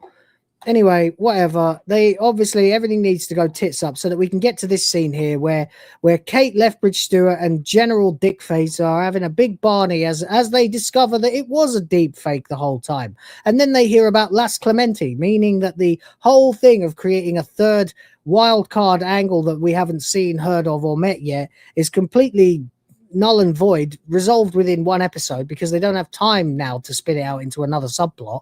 Now it's just, okay, so we now have a faceless enemy that we don't know anything about, while at the same time, everyone and their mums is here now. UNIT versus the British military, both trying to take possession of fucking Salt.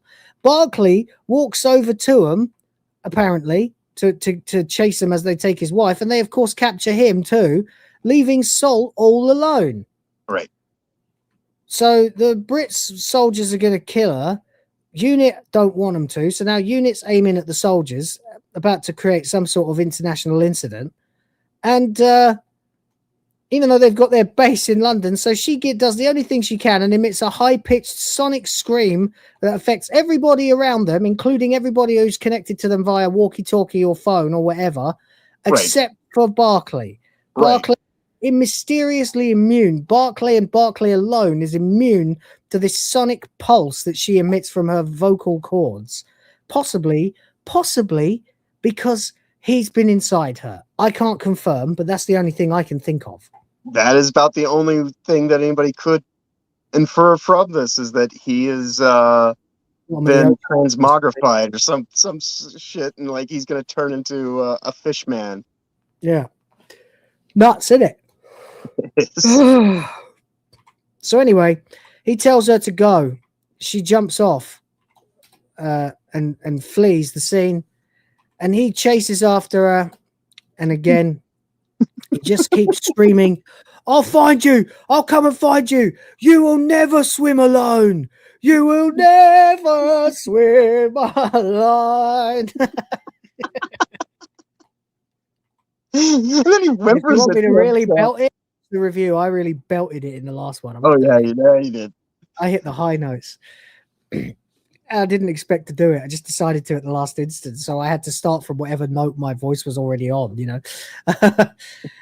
Fortunately, I can sing high. There we go. So that's it. You will never swim alone. You will never swim alone. This thing's so terrible. Worst thing ever. The worst thing ever. I mean, if their point of this was to try to make the shitty episodes seem like they were somehow better written. I mean, they've literally done a thing now where you've got 3 episodes where nothing happens, almost 3 episodes where nothing happens, and then suddenly another episode where too much happens. Exactly. And so there you go. That's it. I don't know what to say anymore. I've done it enough times. It's bollocks. It's utter completely bollocks. Imbalanced and out of whack, and they only have about 45 minutes, maybe an hour, if this is somehow to try to make all this stuff actually wrap up in any kind of way. Like, it's certainly not going to be cohesive. I was going to say, satisfying is not going to happen, mate. No. Not happening. Not happening at all. Anyway, there we go. That is The War Between the Land and the Sea, episode 4, and it is complete and total bollocks. Unbelievable, unbearable, cringeworthy bollocks. And that's it. Now you know. Knowing is half the battle, apparently. Did we get any supers besides? No, just James is the last one. Bloody hell. Slim pickings today. We're on 7%. 7%. There we go. All right. Anyway, it's just one of those things, isn't it? Terrible fucking piece of TV. Absolutely awful. It's the worst thing I think I've ever seen. I don't know, because it's RTD with no restraint, like, you know, because on the one hand it doesn't fuck with the lore of Doctor Who, so I thought it would be more tolerable perhaps, but the longer I've got into it, the more I've gone and started to realize that there is absolutely nothing about this to enjoy whatsoever, because it's RTD with no restraint. Right. So he's free to be as virtue signally, as globalist, as fucking communist as he wants. Just absolutely free to write a series that contradicts itself constantly. Yeah. Completely undermining everything that they set up, or just rushing to the conclusion of it within moments of even making some kind of setup for anything. So yeah, none of this makes any goddamn sense. They either like give you no tension whatsoever for things that probably should have that, or the things that actually have some time to build. And worst of all, there was still a little part of me that really didn't believe we were really going to get a fucking sex scene between a man and a fish. There was a part of me that thought even RTD wouldn't go that far. Okay, we didn't get the scene, but we definitely got the act. Most definitely, and the fact that they got on some pallets and some homeless dude's sleeping bag. Yeah, in some fucking warehouse somewhere, some fucking shut down warehouse. I don't know where the hell they're supposed to be. Actually, I don't know. For all I know, it could be Battersea or somewhere like that, but I don't fucking know. It doesn't look like it. Battersea's usually used for events these days. So I don't know, but oh god, what an unbearable pile of cringe that was. And it's an hour and 30 minutes into the show and we haven't even done Wanker of the Week yet. Fucking hell. We better get our skates on. We're gonna have to go a bit long tonight, unfortunately. Oh well, that's not too bad. That's plenty of time for all the new people watching to come along and take turns enjoying the fucking show. So yeah, let's get into it. This is a segment to celebrate all the people that we wish would disintegrate. Celebrities, politicians, lawyers, bankers, all of these people are total wankers. Insufferable, intolerable, nauseating, excruciating wanker of the week.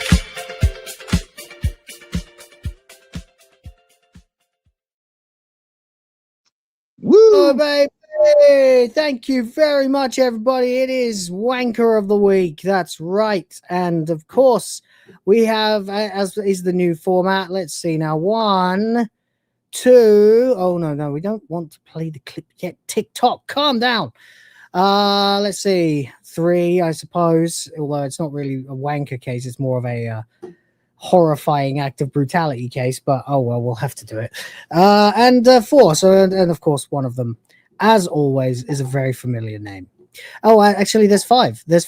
Fuck, no, there's 4. It's okay. I thought I was right, but I was wrong, and I'm glad. In the meantime, James OP is here for $10, maybe. Thank you very much. Says I say it's AI because there's no background research. Simple things are standout bad or overlooked. Yeah, I do wonder if he just did that, actually, because there are things that only a person should know that they just don't do. The more I sort of go over these episodes again, and going over them twice is actually kind of, it's a curse, but it's also kind of decent because it allows me to be so very thorough. And with John also adding his thinking power to it as well, we get like a lot done. When it comes, I'd scarcely believe there is anything we've missed at this point. No. There are problems everywhere. Every scene has a problem in this wretched show. Anyway, he says JDA has better AI writing skills. Fucking hell, man. Fucking hell. What a dick. Oh, I didn't flunk, you stupid cunt. I walked. Right. There we go. Sorry, James. Anyway, JDA has better AI writing skills. Yeah, probably. Says, I could say how it work, but why? Not worth the brain power. That's it, isn't it? It's not even worth the thinking power that it would take to explain the lack of thinking power in this fucking show. I'm only doing it because I've pledged to and because it might as well be turned into some kind of entertainment. Because otherwise this bastard is just going to go ahead with this wretched shit unfair. Like, you know, we don't want that. I want him I want some people out there to hear how bad this is without having to fucking. So that's that, basically. And again, I don't mean this as a pun, but I think that the idea is that you're just supposed to let it just wash over you, and you know, like, please don't think about this. Just let it happen. Yeah. Yeah. That's right. Anyway, thank you very much, James, for the 10. I have a couple of things. Pathetic grifter. I'll dedicate my life to stalking him. Why do people continue to give him donations? It makes me so angry! Well, time to go to work.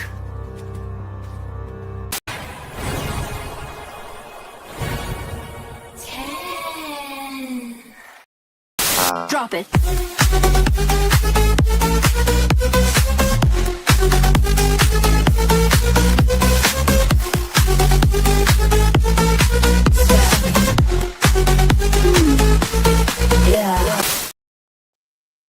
Yeah, baby. Thank you very much.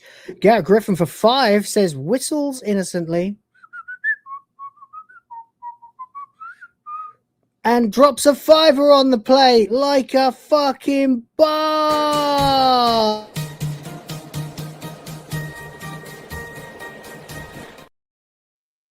Hell yeah. Thank you very much, man. Appreciate you. All right. Wanker of the week, then. We have some people that we would like you to consider whether or not they are, in fact, wankers of the week. The first of them is, I want to say woman. Silverback might be the correct term. It's Leslie Jones, ladies and gentlemen. Yeah. Leslie want man flesh. Anyway, she's here demanding that all ICE employees should go to prison after the midterm elections because she's so sure that the Democrats are going to actually have a blue wave in the midterms, despite the fact that they barely have a party at the moment. Former Saturday Night Live star Leslie Jones is demanding that all employees of Immigration and Customs Enforcement be sent to prison because they know they did wrong. No, they upheld the law, you dumbass bitch. John? I mean, you know, she really is. I don't know. I don't understand. Like, because she's the one who's in all the video games these days too, right? I don't fucking know, mate. Who's she playing?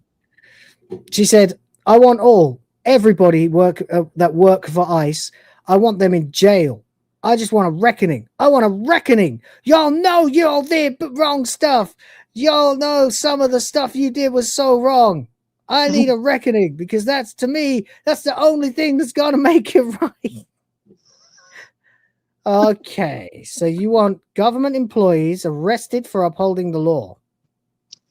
Yeah, I don't think hideous, isn't she? I don't think that that's going to happen. You know, there's John, Leslie Jones or Alyssa?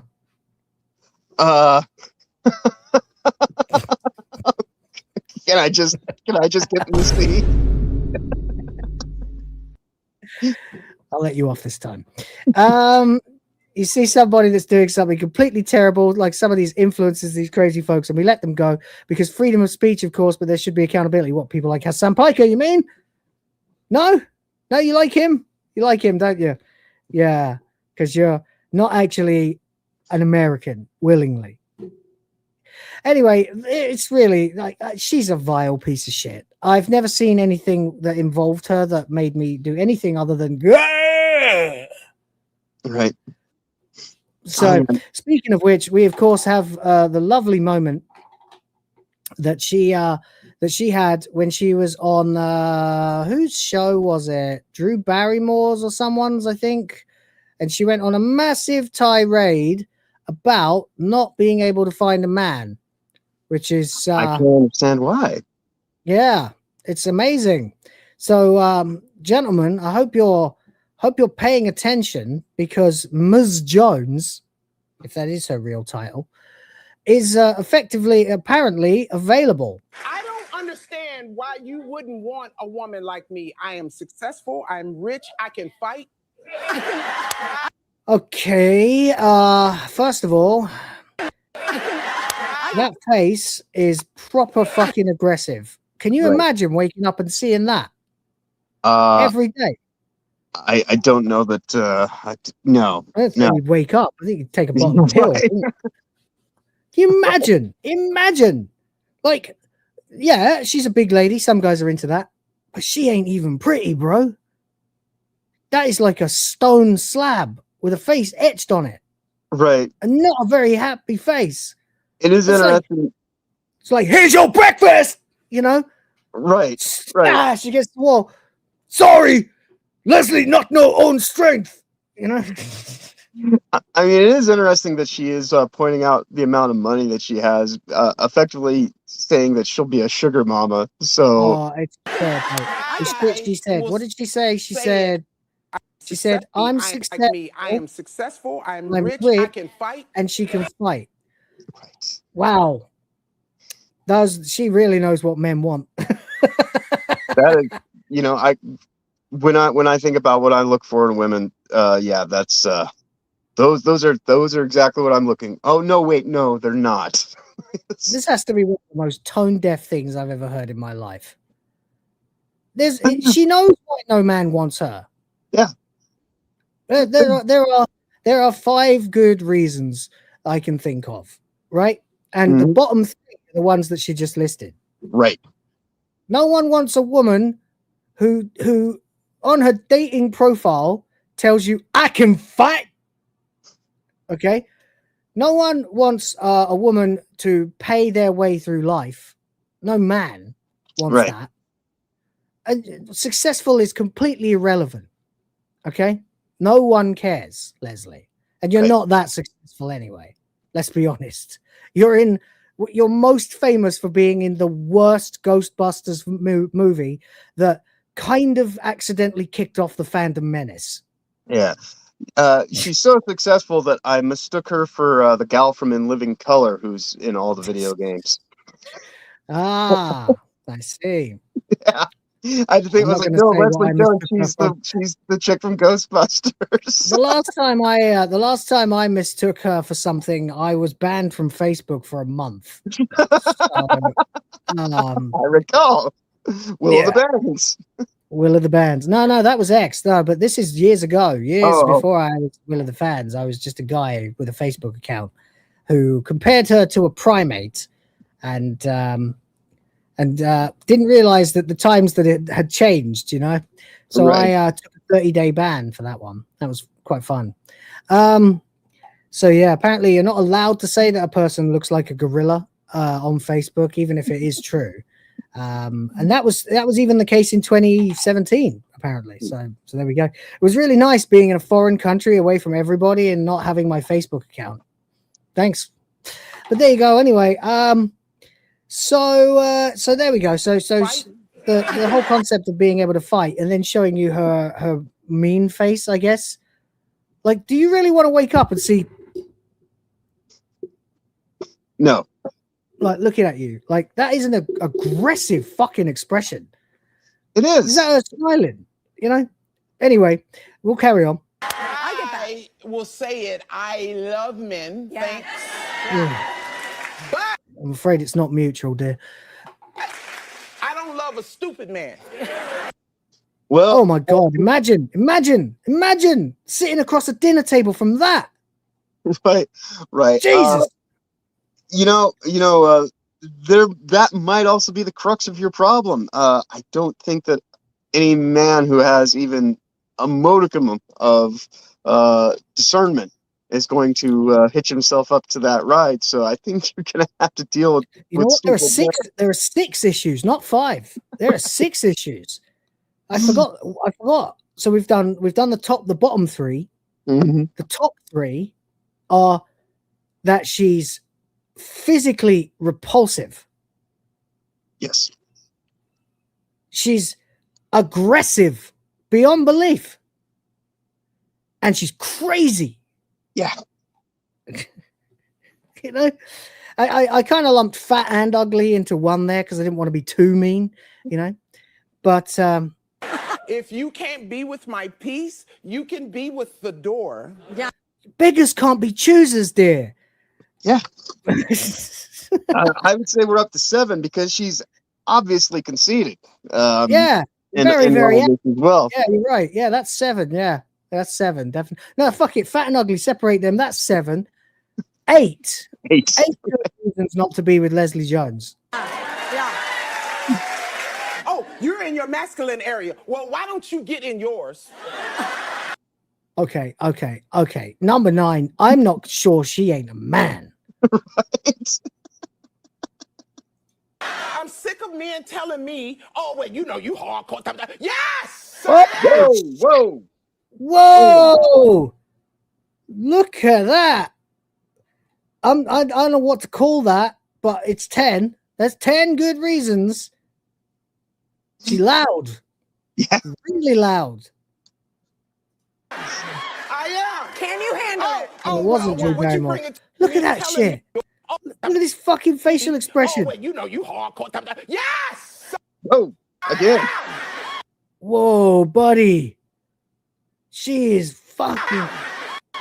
I am. Where was that fucking expression? There was a Oh, second there. what you bringing? That'll turn your milk into cheese. Yes. I am. Oh, there it is. Whoa. Whoa. Jesus Christ. That is a train wreck of a person. Oh my God, Jesus Christ. That is genuinely harrowing. Yeah. That is look at this crazy bitch. She can't even keep it together on TV. Yeah. I am. Can you handle it? Oh, well, what you bringing to the table? I am the table. Yeah, you are. Yeah. A table. Yeah. Bye. Bye. Okay, then we come to the horrible one. I'm not sure if we should even be considering this a wanker. But, you know, we had to talk about it somewhere. So I put it in kind of to try and make a bit of fun out of it. Yeah, Rob Reiner and his wife were killed. Stabbed, apparently. And it appears after multiple sharp force injuries. They died of wounds consistent with stabbing. Yeah. Now, I mean, I'm going to get it out of the way. Obviously, Rob Reiner is a really annoying fucking voice on the left. He had Trump derangement syndrome up the arse. Unlike Donald Trump, though, I don't think we should be, you know, talking about that. No one deserves to be stabbed to death. Right. Unless they have done the same thing themselves to someone else. You know? It's disgusting. It's appalling. It's unforgivable. It's murder. Right. It's evidently premeditated murder. And it gets worse. Oh, for God's sakes. Toasty, yes. You see, you and I think alike. Just one more addendum for the Leslie Jones part. Here we have, I can't seem to get it to load. Damn, hold on. Let me do it the old-fashioned way. And try and get this on the screen. We have a picture of Leslie Jones that's been sent to me by Toasty. And here it is.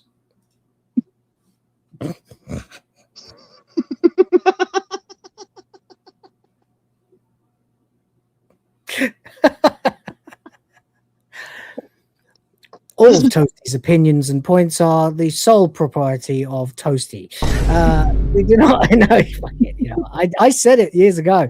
What do you want me to say? Anyway, look. It gets worse for the Reiner thing. It turns out that his son is the one who is being charged with the murder of his parents. Holy fuck! Yeah. I would not fuck with that dude. Yeah, no. This is the guy who can date Leslie Jones. Well, I mean, he's going to be easy to find for the foreseeable future, most likely. If he's into conjugal visits, you know, I guess then, you know. Leslie, we think we found you a man. That's right. We think you're hardcore. This motherfucker killed his parents, allegedly. Yeah, look, it's disgusting. It's not funny. I'm going to gloss over it. I just wanted Nick Reiner to be in contention for wanker because I don't think there's anything you can possibly do to be more of a wanker. If you want my real opinion, frankly. Yeah. It's I would say that actually even goes beyond the bounds of just being a wanker. Like it's yeah, maybe it's a bad taste to put it in wanker of the week. I don't know. I wasn't sure, but I wanted to just talk about it for a second because it's really bothering me, especially now that he apparently is being kept on suicide watch. Right. Held without bail on suspicion of murder. Evidently had a history of breaking shit, stealing things, and this evidently stemmed from a party at Conan O'Brien's house. Yeah, they had a freak the night before at a party at Conan O'Brien's house. Yeah, right. Apparently, and apparently that fight escalated until eventually he slit their throats. Yeah, it's pretty harrowing. Yeah, it's fucking awful. We'll move on, and we'll go on to our dear friend Hassan Piker, who, of course, is always, you know, in Wanker of the Week because, well, he's a wanker every week. And that really, actually, it does take quite some doing, you know. So even if somehow, by some miracle, he were to not win Wanker of the Year, even though he is well ahead at the moment, yeah, he definitely needs some sort of honorary Wanker prize, you know. I mean, typically at this point in time, he's pretty much on easy street. I don't think there's enough time. We've only got so many more of these episodes that we can do before the end of the year. So. Yeah. Well, that's why we've established a hierarchy so some people can get more than 1 point, you know. Indeed. And yeah, basically what he did recently was he went to the Streamer Awards, which were the stupidest thing that's ever happened in the history of awards. And I say that hating awards. Yep. But yeah, he decided that it would be a really great idea to dress up as Chairman Mao. Of course. Incidentally, a few days later, he was trying to stream on a Chinese platform called Bidi and got kicked. He wants everyone to know that it's not a ban. It's not a ban, even though he has not been back on the platform. Right. That anyone knows of since. You know, the shit that he gets away with on Twitch. Yeah, he says it's got something to do with the fact that he had his Twitch chat visible on the stream. I think it's more likely the fact that he dressed up as basically the Chinese Hitler and attended the streaming awards, where he was then interviewed by a girl from, with origin in China. Yeah. And actually, it was quite funny. She felted the fuck out of him. I can't find the clip anywhere now, but he basically, she said, "Hey, Hassan, you got any shot collars on you?" And he was sitting at the dinner table, and he turned around and trying to be like all sexy and mysterious. He turned around, he went, "I'll put it on you later."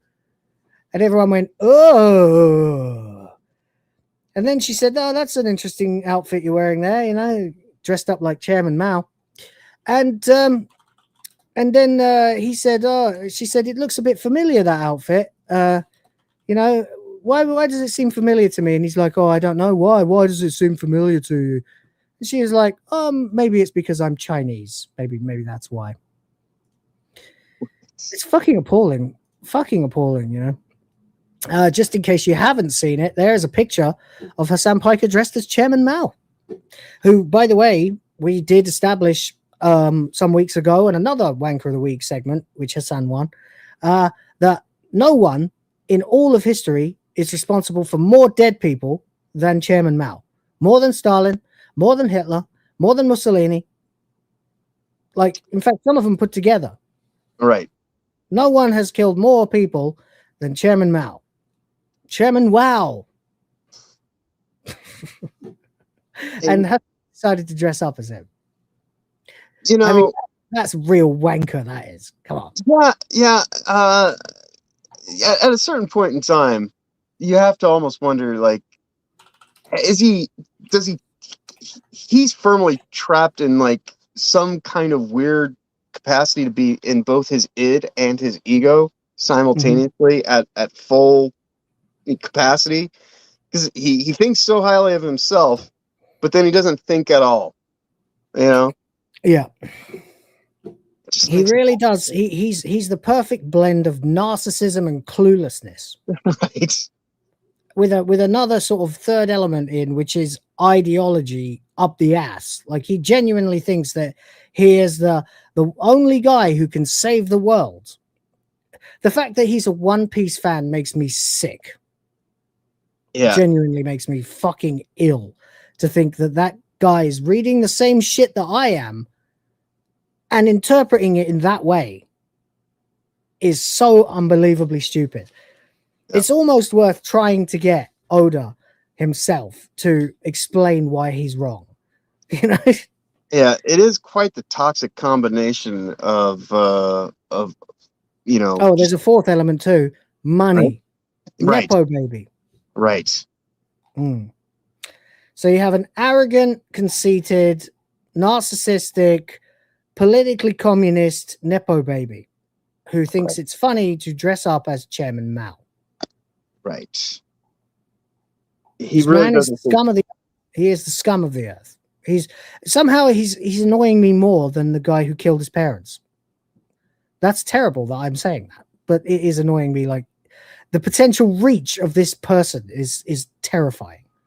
You know, there are so many people. The only real upside is every single day now, his audience felts the absolute shit out of him, and he ends up crashing out at his own chat. Because they are now so woke because of his influence. They're now too woke for him. Right. He has people running up to him in the street, begging him to stop drinking Diet Coke because there's apparently a boycott on. Because apparently they support Israel or something. Have you seen recently this fucking douchebag? Absolutely every single thing that can go wrong for him. Even a guy walking up to him and holding the shocker meme in front and shouting "Free Kaya." Yeah. Which happened a couple of weeks ago. He blamed that on Israel.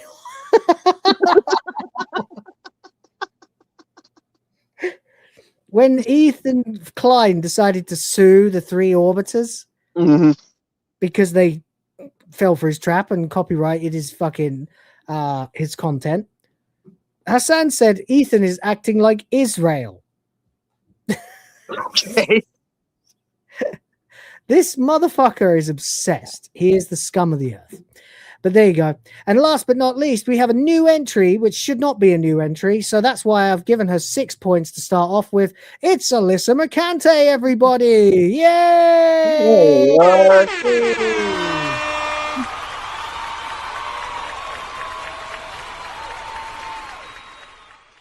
Lady who believes I talk about her all the time, so I thought I'd talk about her a little bit more.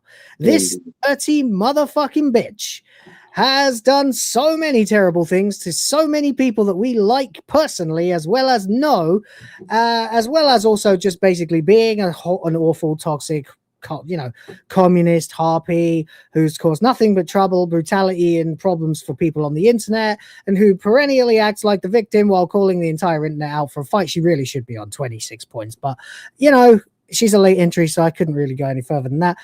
Has decided that she now, despite the fact that her lawsuit against Smash JT is on the last legs, that she wants to petition the court to give her access to the IDs, names, roles, phone numbers, email addresses, billing addresses, any other addresses, IP addresses, last IP addresses, and other various information of every single one of you and or me that has ever been on Smash JT's Discord server for even 10 seconds. Right. I genuinely don't know how you can be a bigger wanker than that. Yeah, it is quite a mind bender. Toasty and I were talking about this whole situation on Tuesday night over on her show, and you would like to think, and this is why I've called them queerified legal counsel time and time again. Not only is this an audacious demand, but it's senseless as well, for a variety of reasons. You're talking about a third party entity that is a corporation that has its own legal team that has put things in place specifically for their customers to establish an idea that your information is safe with them, and this is a civil matter that keeps getting further and further away from the point that it never even arrived at for the never had a point. Harassment. Yeah. There was never a point. No. Let's be fair. Chat, what do you think? Yeah, let us know. Yeah. But anyway, so I mean, obviously we talked about this for quite a bit longer on Tuesday. It's completely insane. She more than likely can't actually get access to this stuff because it really should be thrown out. She hasn't got a leg to stand on, but her lawyers are maniacs too. So even if they got hold of it, it would be really not good because they would almost immediately leak it to her. Whereupon she would start issuing cease and desists to people who've done nothing to her. Right. Which I mean, it would be quite funny, really, if a whole bunch of the, people who donate to Smash JT were to turn around and do some kind of group lawsuit against her. But, mutually destruction. I don't know, but either way, this really has crossed the line now. It's not funny. And I'm not even talking on behalf of myself because, I've done my fair share of felting and mocking Alyssa Mercante over the last year and a half or so. But this is about people who are just fans of me or Smash or Hypnotic or any of us who join his Discord because they like him. Right. And he's trying to get their addresses. Right. And real names. Right. And her whole weird way of trying to skirt the issue is saying, well, legally I would never have access to that information, when her lawyer has said publicly via some social platform that he has doxed people that he thinks need to be doxed. And so the idea that her legal team would get that information, it's not really a stretch to think that she wouldn't receive it, whether it's legal or not. Mm-hmm. Yeah. So, yeah, I don't know. At this point in time, I think that all they're trying to do is every stalling tactic that they can to try to draw this thing out further. Because from what I understood, it was supposed to be the day of reckoning was supposed to be a few days ago, but now there's this whole process that's now got thrown into it's it. just a stall tactic, isn't it? It's there's no actual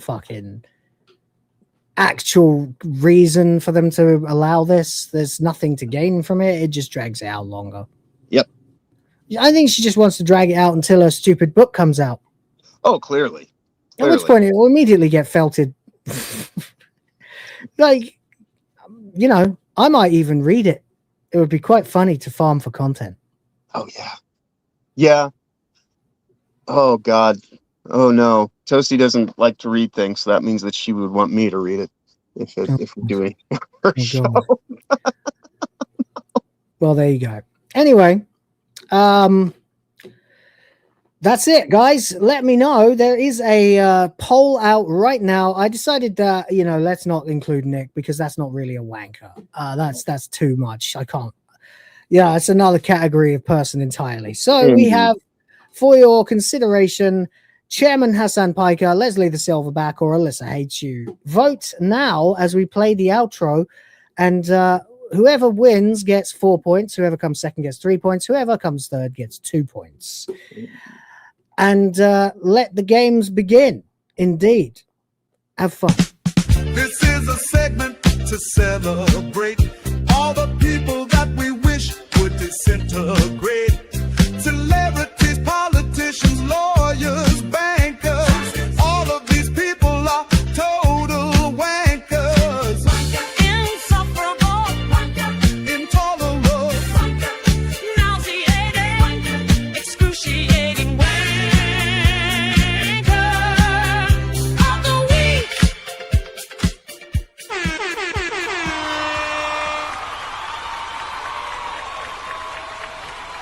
All right. We've got in the lead right now Alyssa with 45%, Hassan and Leslie tied on 27%. We need a clear last place, so keep voting, guys. We have got 1/3 of you have voted at the moment, so come on, don't be lame. It's just a poll. Just click it for one of the people that we have mentioned, and we will accordingly set it up. But I need a clear winner and a clear loser. Right now, we have literally got a tie for last place or for second place between Hassan Piker and Leslie Jones. So come on, somebody, at least one person vote for somebody except Alyssa. Otherwise, I'll have to do it myself. And we all know I'm going to give second place to Hassan. So 10 seconds, 9, 8, blah, blah, blah. And I will end the poll, and whatever is going, we will go with. And I'll have to make a judgment call. Unless you want to vote, John. Oh, I already put my vote in. All right. There we go. I'm part of the people that I voted for Alyssa. There we go. All right, that's it, guys. That is it. We are ending right now. Alyssa has 50% of the vote, and the others are tied on 25. Then in that case, obviously the 3 goes to Hassan, which means Alyssa gets 4 and Leslie gets 2. So as we stand right now, the table is such, which is quite amazing actually.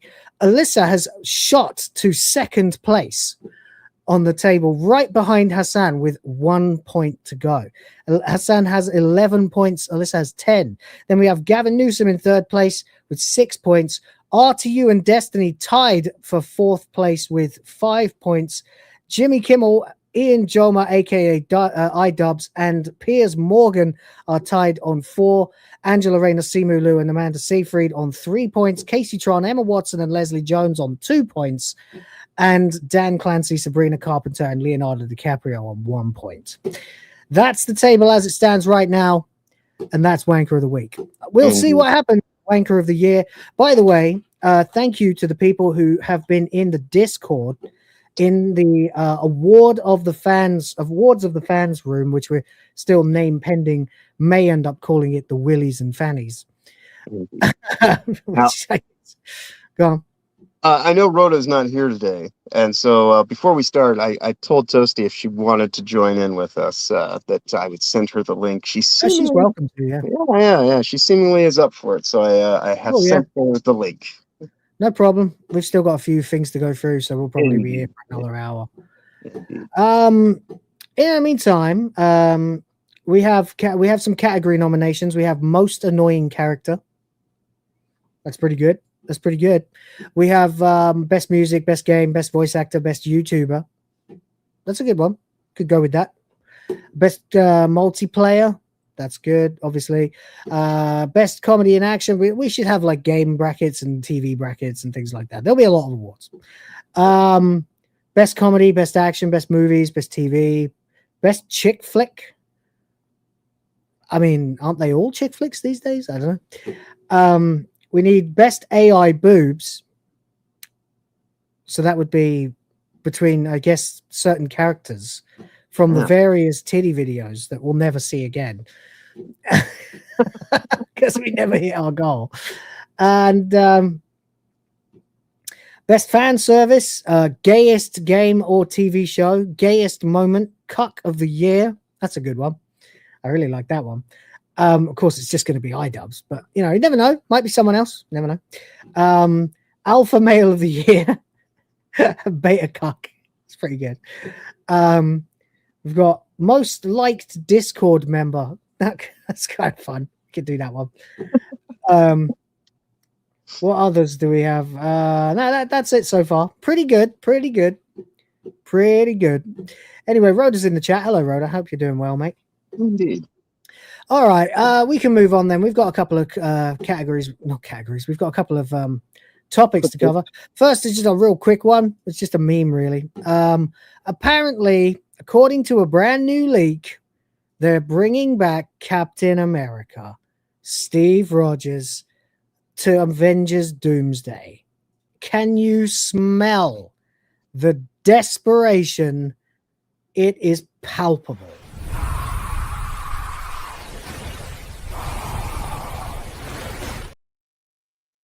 I was just looking for something that smells bad. That's gotta be pretty bad. It's going to be pretty bad, right? So, yeah, so Nerdrotic decided to chime in on this, putting Steve Rogers as Captain America, of course. Actually, I tweeted out Captain America is Steve Rogers, just to see how that went.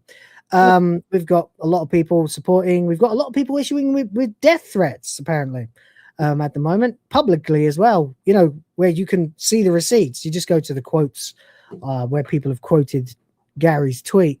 And you'll see a lot of death threats. Yeah, it's quite a lot. It's pretty funny, really. Chris Evans is Captain America. No, he's not. Next year's Captain America is right here.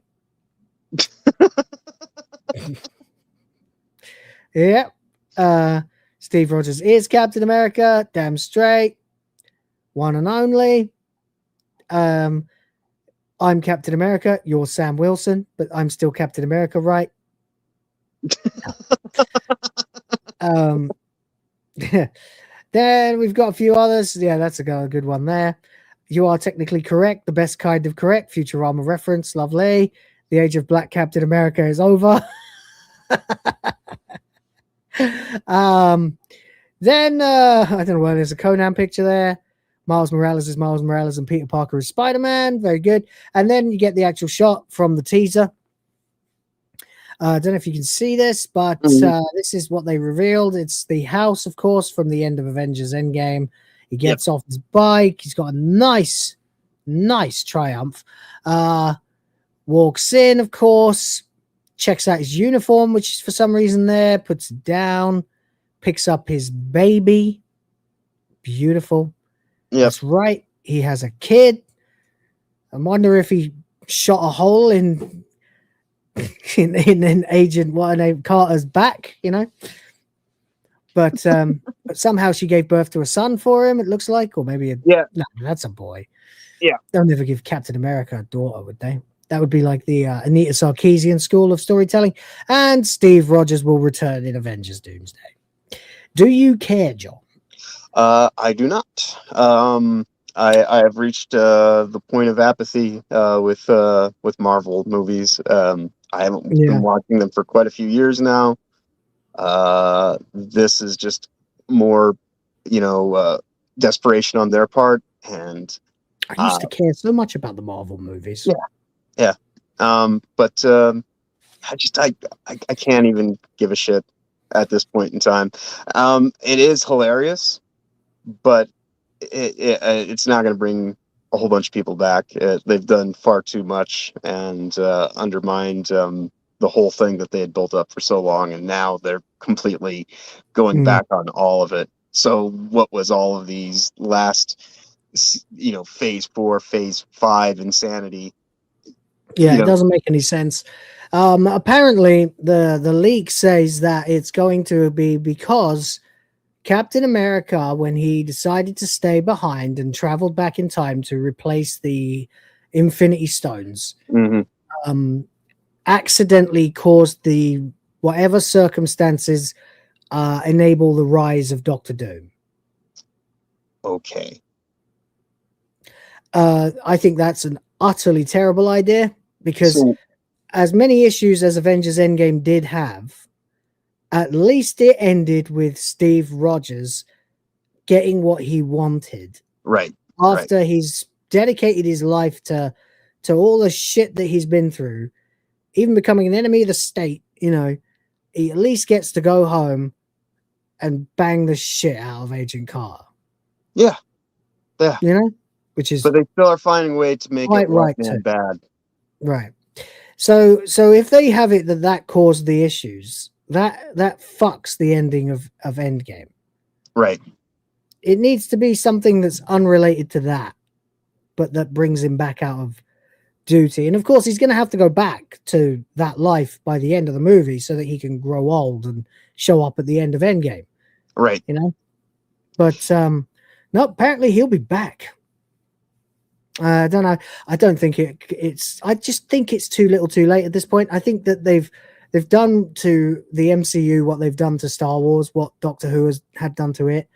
It's entropy now. There is no possible way that they can. Just even I don't know if Captain America's enough. Maybe if it was Iron Man, but I don't know. Well, here's the good news about that. Because Tony Stark got an ending that wasn't as satisfying as Captain America's. You know if they're going back and on Captain America now being Chris Evans again, that Doctor Doom is also going to be Iron Man by the time this is all over and done with. Could well be. I mean, an interesting facet of it, of course, is the fact that by doing this, they are ending with Secret Wars, right? Yep. And Secret Wars will give them an opportunity to reboot the universe. Right. Well, the weird thing about it is, too, though, is seemingly the only people from the original group that are alive, because half of them are dead or just out of the situation, You got you got Hawkeye's retired. Lame Hulk. Yeah, you got Lame Hulk. Black Widow's dead. Black Widow's dead, right? Hulk is lame. Right. Thor has been Cap cucked. Cap is dead because he's of old age. Man. Yeah. Yeah. Thor is the only one actually. Yeah. And he's been made into a joke. Yeah. But Iron Man's dead and Cap is aging out. So yeah, that's it. So that's all of them, right? Well, the only one that's actually still alive, otherwise, is Hawkeye, but he's not welcome. He's retired. Well, he's retired. Yeah, exactly. That's right. That's what that whole point of that series was as well, too, I guess. But yeah, so what are Hawkeye, Black Widow, and Hulk are not an option. Yeah. Thor, Captain America, and Iron Man. Of them, really only Thor is still active. Right. Fucking useless. Scarlet Witch is a bad guy. Mm-hmm. Sam Wilson's trying to be Cap. Nothing has changed with Winter Soldier. You know? Who else is there? Spider-Man, I suppose. They don't know who Spider-Man is. Oh yeah, everyone's forgotten who he is, yeah. Doctor Strange. The second best wizard after Wong. That's right. He's cucked. What else? Who else is there? I'm trying to think of the rest of them now. However many other Guardians of the Galaxy, I guess, but they're not coming back. That saga's over. Right. Yeah, there's so much damage that's been done. I don't know. They gave you a satisfying ending and then tried to carry on. It's like after you come and the chick keeps sucking. It's like, you know. Right. Get off! I don't know why you're doing this. Knock it off! Give me a break. But they never gave us that break, did they? They should have given us about 10 years, no movies, you know? Yeah, and if they had done that, it would have been better than this close to 10 years of utter fucking bullshit that undermined all of it. That ultimately just got him right back to desperation. They've completely shattered the universe. It's been a long time since I talked about Marvel. This is nice. I started off talking about Marvel more than almost anything else on this channel, actually. But unfortunately, it hits the point of entropy. There's no point anymore. Like, no one cares. No one even cares for content's sake. The only reason I'm talking about it now is because it's becoming relevant again, because they are throwing the word Avengers around, and there are about to be 4 different trailers. Have you heard about this? The different trade? Holy shit. This is a fucking piss take, right? So Avatar's out this week, later this week or something like that. Every week for 4 weeks, they will show a different trailer for Avengers Doomsday before it. Oh God. They are incredibly desperate.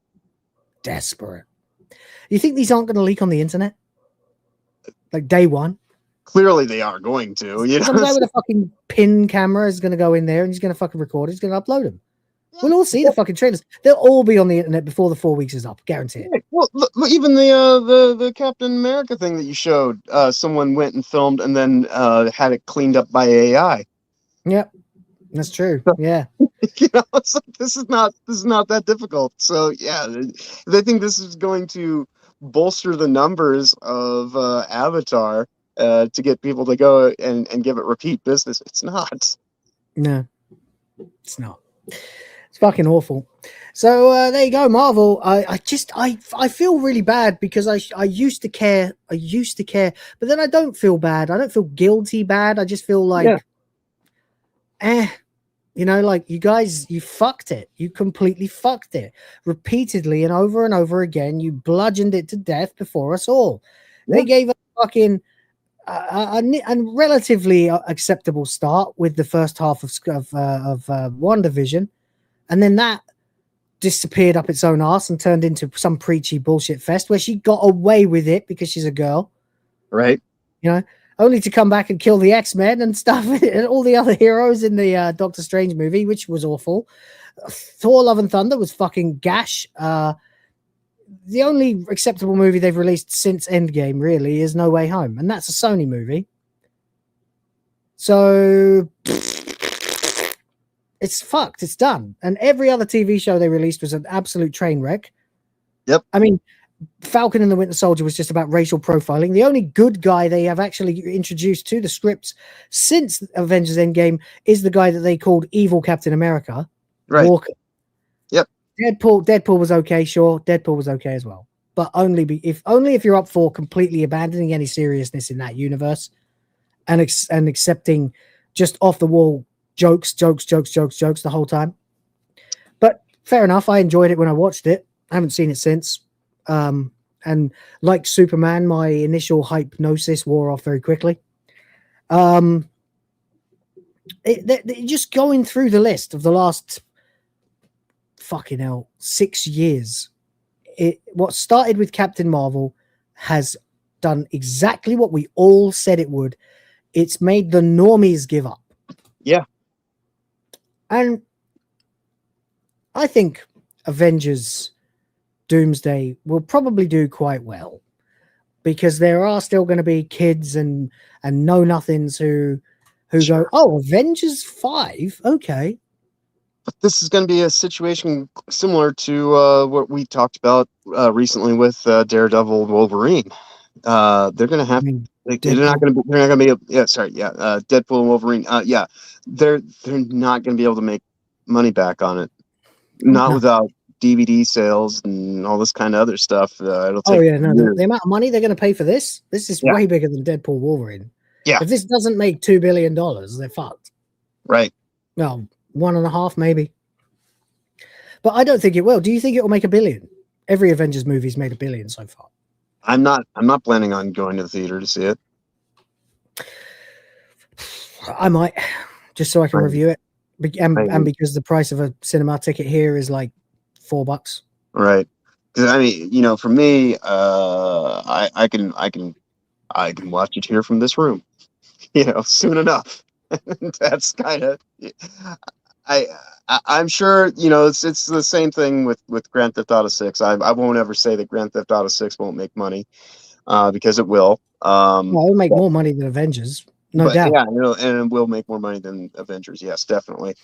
For starters, there's no limit to it. So, Right. And they haven't completely undermined it in the time between 5 and now. There's definitely a lot of, indicators that it will, might not be as good as it could have been. But still, it hasn't destroyed that good faith with the larger aspect of an audience. So yeah, this thing, it might do around the same level as Deadpool and Wolverine, maybe a little bit more, but I don't know if that's still even going to be profitable. Not in the way that they would want it to be. They want to make $10 on every dollar that they invested. Yeah. So. Well, they have to break even. Right. Like by the time all of those extra costs are considered, they will have to make well over $1 billion, probably $1.5 billion to break even. Right. Just think about the salaries of everybody they're putting in this movie. Mm-hmm. Like that alone is the budget of entire trilogies of normal movies. Right. They'll have to have a nation's GDP happen in the span of weeks.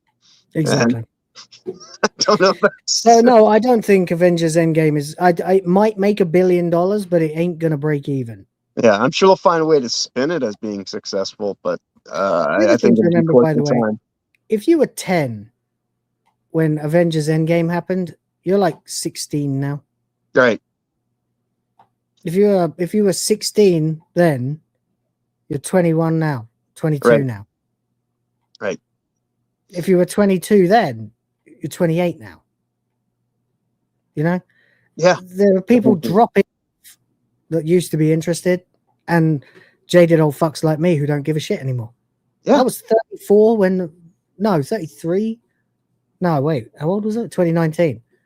34. Yeah. 33 going on 34 when it came out. And all the shenanigans that have taken place with the down with democracy bullshit and all that. Sympathizing with terrorists. Yeah, Robert Downey. Robert Downey Jr. looks like a skeleton. You know, Yeah, he really doesn't look good anymore, does he? He looks like he hit fucking.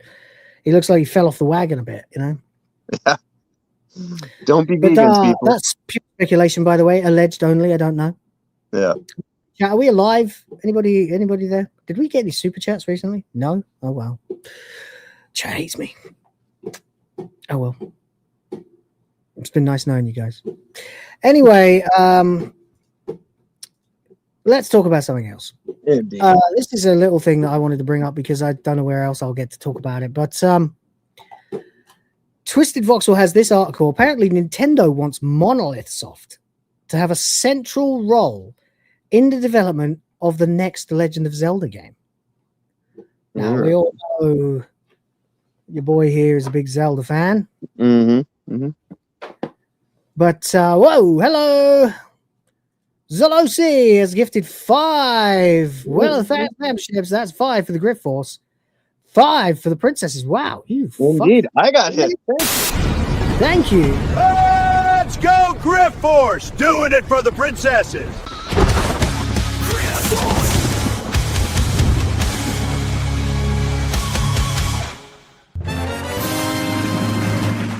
Hello, Toasty. And Toasty's here. How you doing? I'm all right. Breathing, I guess. Well, that sounds great. I mean, it makes you By feel the like way, Toasty, you and I just got gifted memberships, so you know, like. Yeah, you sure did. There you go. Every cloud has a silver lining. That's right. That's right. And Zolosi, thank you very much for that. I do appreciate you. We're at 37%. Indeed, my my membership actually just lapsed yesterday. So I'm not even 24 hours later, and I'm already back in. He's back again, baby. We never get rid of him. Like red wine off a fucking white shirt. You'll never get rid of him. That's right. All right. So anyway, the developer of Xenoblade Chronicles, that's Monolith Soft, by the way, and Nintendo apparently wants them to have a. Oh shit! Here we go. It's the prodigal son. There he is. How you doing, buddy? Nice to see you. He's a smee. He's a smee. He's a smee. He's a smee. Oh, baby. Thank you very much, everybody. Yeah, so we're in this, and apparently Xenoblade Chronicles developer Monolith Soft, apparently Nintendo want them to have a central role in the development of the next Zelda game. Why? I mean, it's a good game, but why do they have to do it? Apparently, during a recent discussion between animator and director at Monolith Soft, Yasuhiro Fujita, the Legend of Zelda series general manager at Nintendo, Daiki Iwamoto, reflected on the collaboration from Skyward Sword through Tears of the Kingdom. I think they've done a lot of the porting, because, you know, of course, all of these have appeared on Switch or Switch 2 now. Mm-hmm.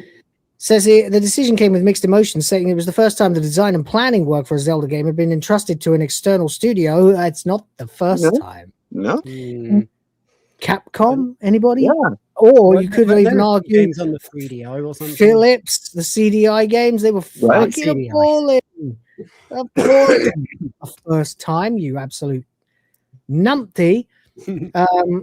But there you go. Apparently, no, it was Capcom who did the work on Minish Cap and the Seasons games. Seasons and Ages, yeah, exactly. Seasons and Ages, yeah. So I don't know what they're fucking talking about, but it's at the same time, it's just a bit strange, you know. Like, why are they saying this? Apparently, it says both teams made a conscious effort to stay in constant contact when they collaborated to. I don't know. It doesn't even say. Before remote collaboration tools were fully in place, the foundation of trust proved critical as Monolith Soft's responsibilities expanded dramatically on Breath of the Wild. According to Fujita, the relationship shifted away from simply following Nintendo specifications and instead became one where both sides would be thinking together and creating together. I don't know. I'm not sure how to feel about this, because on the one hand, I really like Tears of the Kingdom and Breath of the Wild. Mm-hmm. But I do also lament the fact that they've got rid of what I would call trad Zelda, which would be the more linear from Zelda 3 to Zelda Skyward Sword. Right. Where you have to do things in order. There's a clear way to do them. There's, you know, intent in the dungeons. You get this item for this boss and you move on, and then you can unlock other things in the world. That model of Zelda I still miss. I want more of them, you know, because that's Zelda that I grew up with from 8 years old to fucking hell. I don't even know. 28 years old, I think, you know. Right. So I don't know if bringing in a different dev would adjust that or make it more like the new games, because they did work on Breath of the Wild. I mean, it's just a short thing, really. We don't have to talk about it too much, but I just wanted to know what your impulse is, like Nintendo's farming out their key franchises.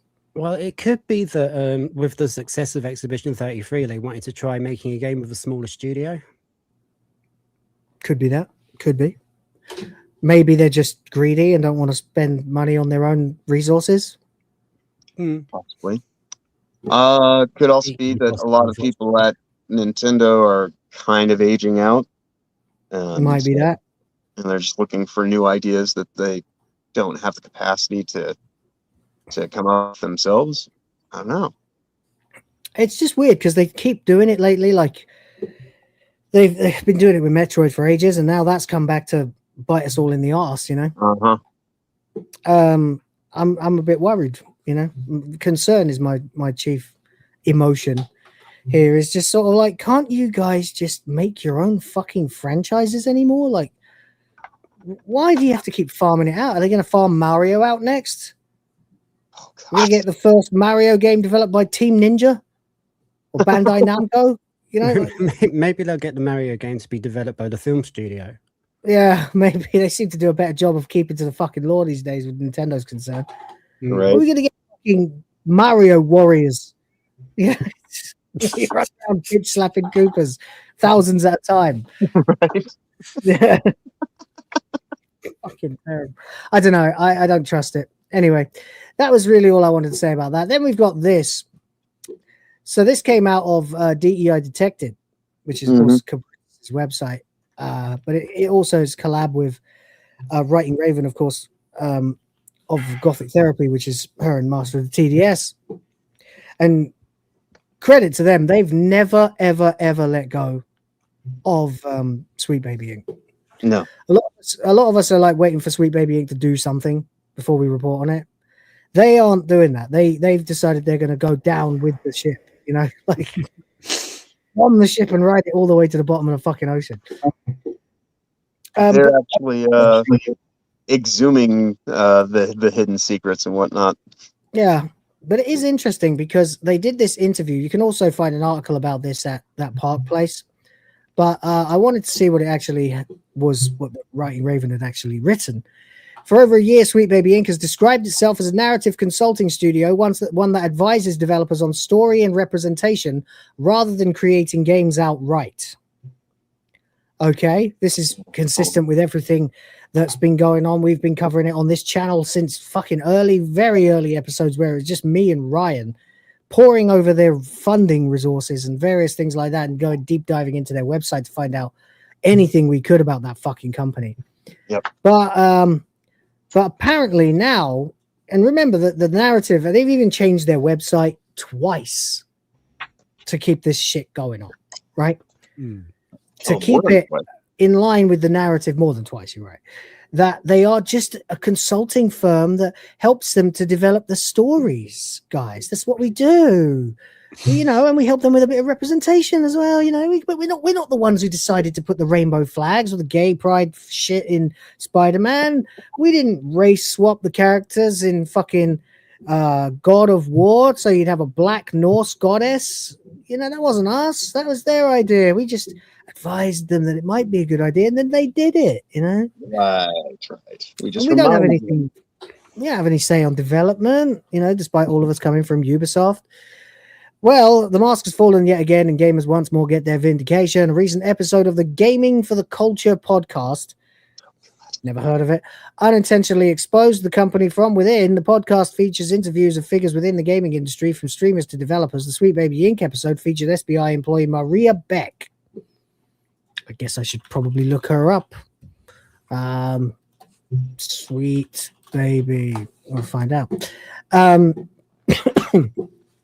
The official description of the podcast episode in question reads as follows. Maria Beck, producer of Sweet Baby Inc. on narrative development and representation in games. She talks about being in the industry and one of the most influential companies to hit the gaming scene, along with what it's like to be targeted by potential Gamergate 2. Suck it! Suffer, Sweet Baby. Suffer. I don't give a flying shit. Anyway, so, however, in the interview, Beck inadvertently and hilariously confirmed that SBI does far more than just consult. So maybe we finally get the smoking bullet. Smoking gun, rather. During the episode, Sweet Baby Inc. producer Maria Beck is asked whether game developers need to arrive with a narrative outline before working with the company. Her response, no, we create those things. Yep. That's the reason why she's a producer. Yep. Oh, so you are in fact creating the stories and the bullshit that we hate in the games. Mm-hmm. So they hire you and you write the entire fucking story. Do a treatment, and there is probably like a back and forth process, and that's the thing. Like, because my understanding on this goes back, like 10 plus years now. That's the whole reason for consulting firms to exist, is so that you can have plausible deniability. Like their entire grift, this, of all these past few years, trying to sit here and have their cake and eat it too. Of we're not responsible for these things, but also we're responsible for these things. Depending on who's asking, you'll get a different answer. Yeah, take the credit, but don't take the blame. Right. Yeah, exactly. And that's it. So there we go. I'm just gonna keep doing a thing that I'm doing in the background. So she goes on to explain the developers may approach Sweet Baby Inc. with little more than an idea, literally just an idea. From there, the SBI team will absorb the information and create narrative outlines, character outlines, produce documents to be used during development, and even write the scripts. Yep. How can you not have representation in the modern audience voice if you don't have a modern audience writing it? That's exactly. In other words, Sweet Baby Inc. may be involved in the game's narrative framework that even before it even exists. That places the company in a far more foundational creative role than narrative consultant typically implies. Such rooted involvement in a game from so early on, when only the idea of it exists at first, means that SBI does in fact develop, write, and produce. Right. I mean, and I've mentioned this many times before, the whole concept of narrative design was the prototype for DEI, because otherwise you're just telling stories. Narrative design is specifically having, whiteboards with all this stupid fucking bullshit that you have to keep in mind, and, this means this and all this kind of stupid shit like that. And I've been saying that the entire time I've been here, because that's what they taught me in the indoctrination center that I was at, that spun all this stuff into the game industry. Yep. So it's been laughable time and time again whenever I hear them try to say, well, this isn't what we do. And it's like, I know fully well, and everyone does.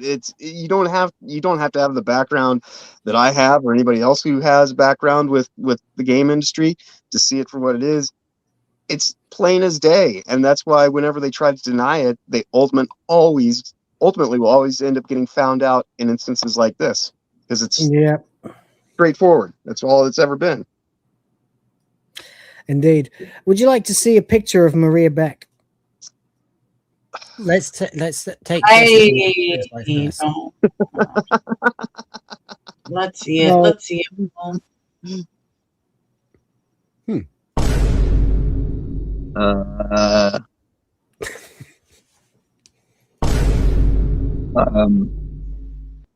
She's got nice lips.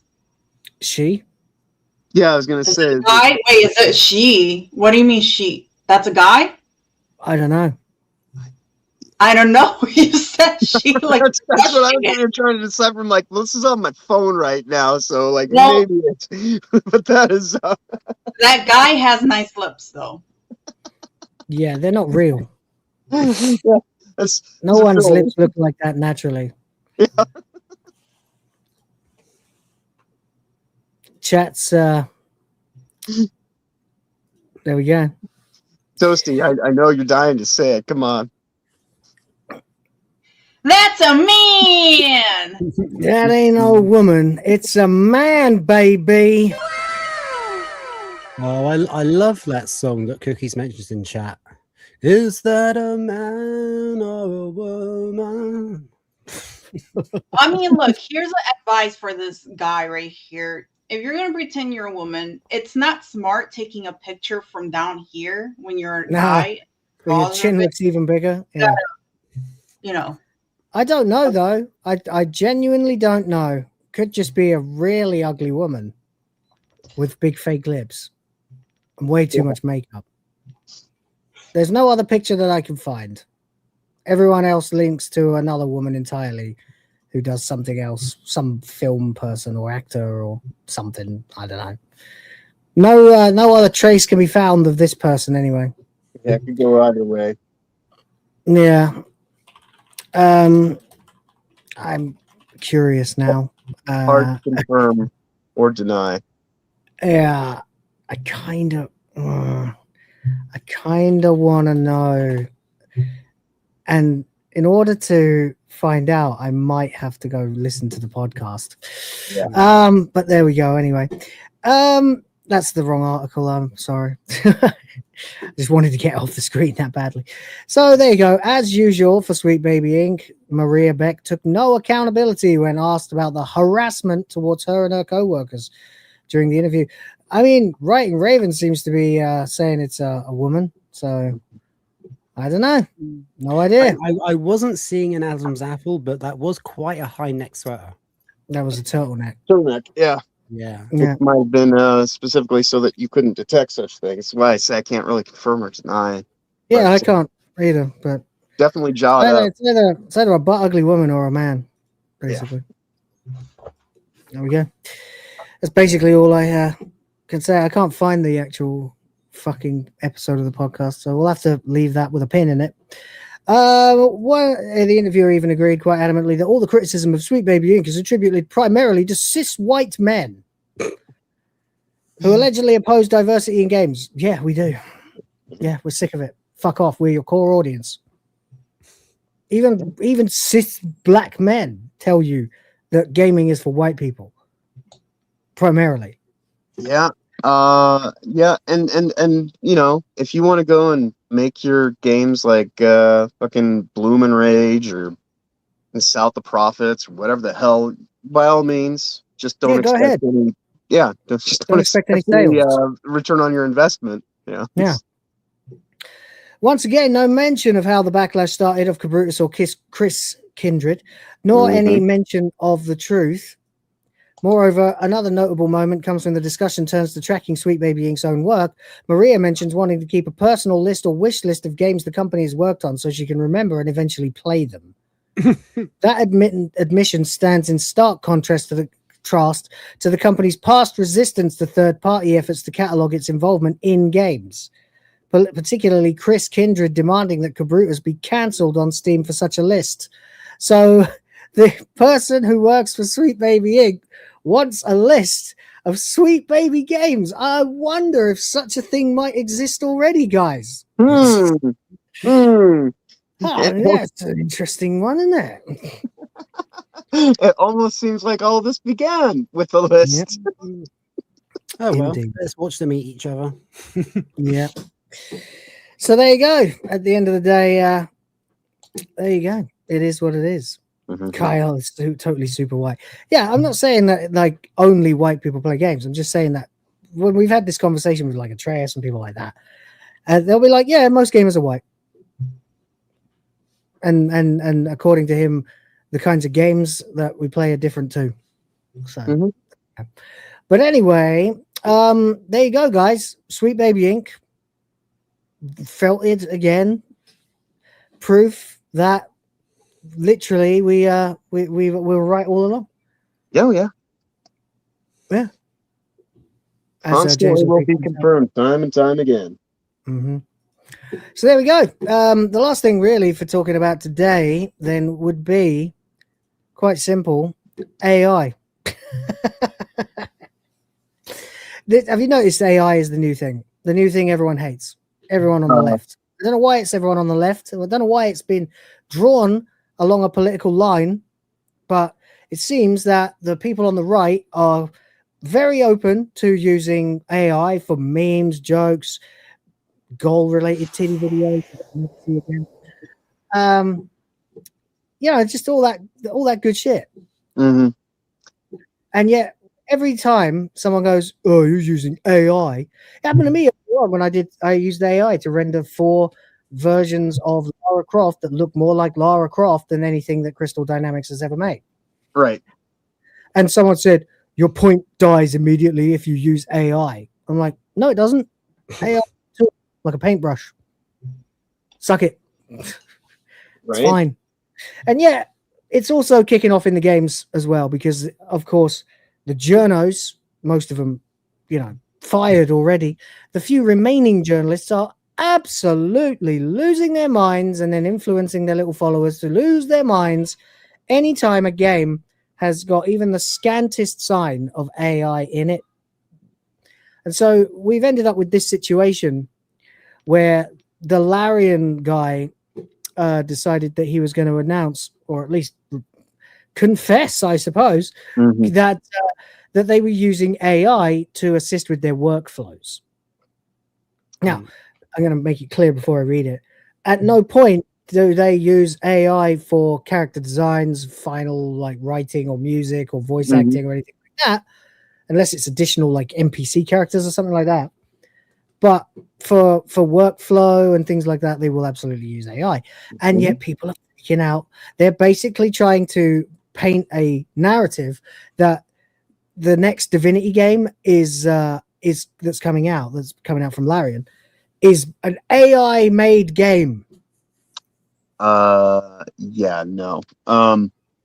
In the game design process, when you are building everything up, before AI could fulfill the role that it is now, when you're prototyping, things like that, they would grab models from pre-existing games, or they'll go and they'll find artwork that's just on the internet in general. And so that's all any of this is a way to speed up workflow and not have to spend more and more hours looking for shit, because the idea is that if you as a bot whisperer can go and say, hey, I need this, then you can actually get a proto form of the thing that you're ultimately going to develop fully.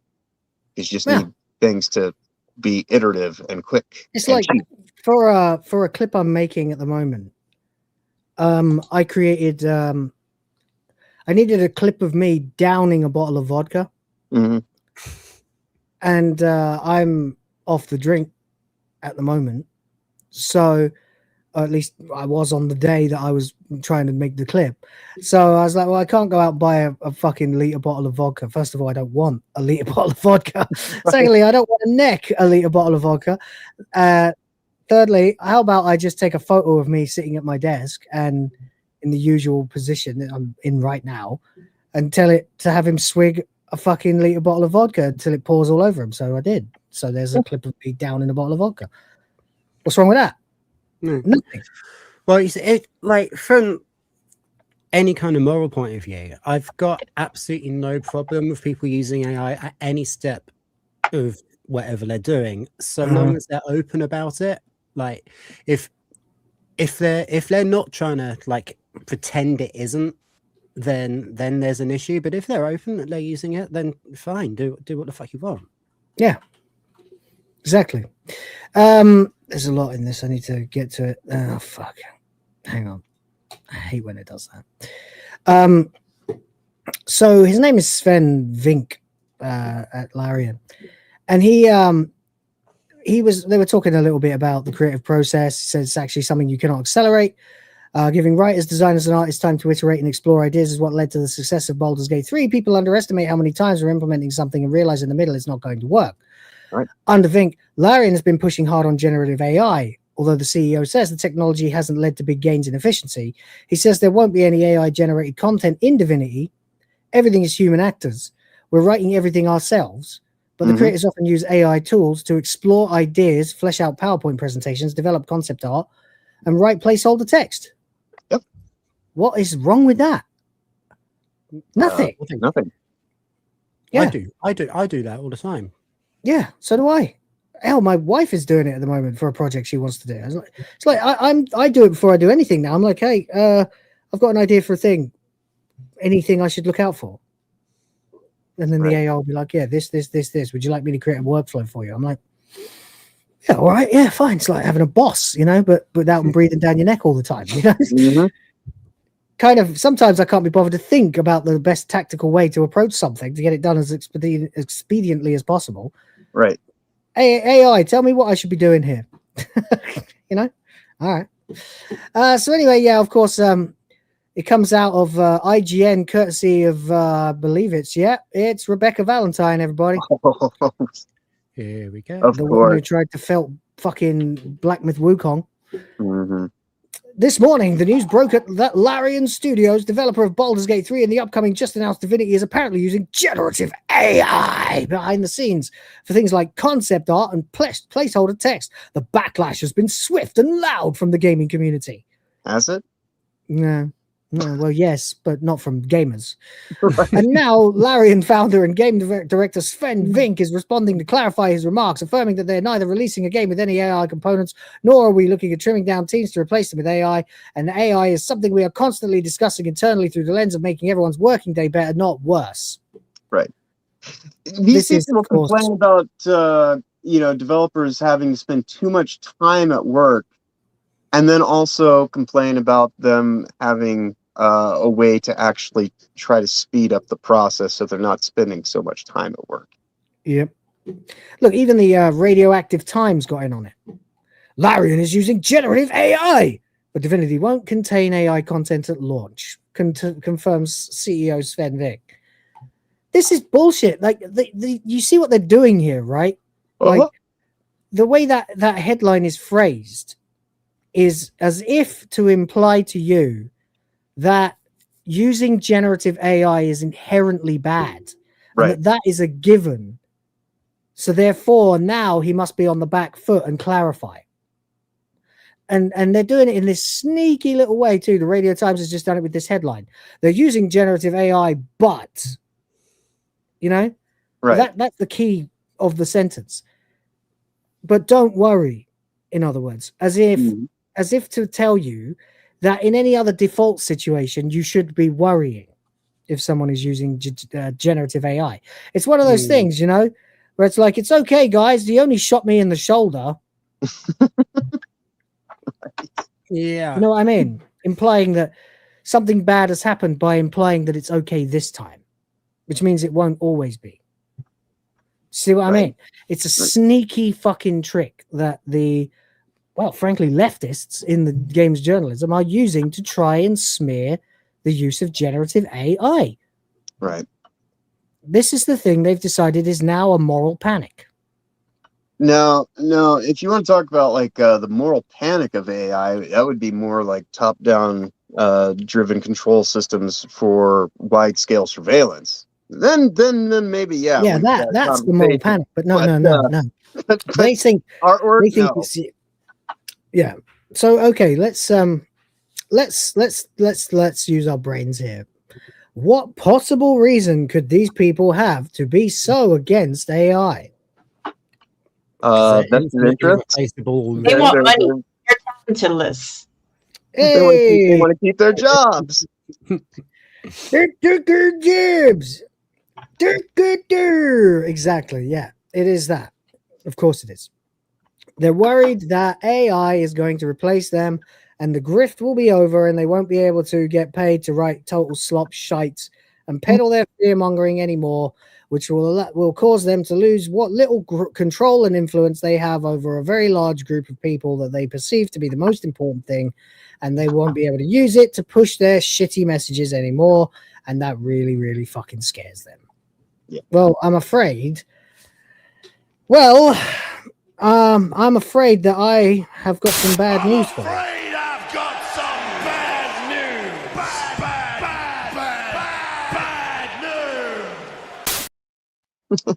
news. a little late. Yep.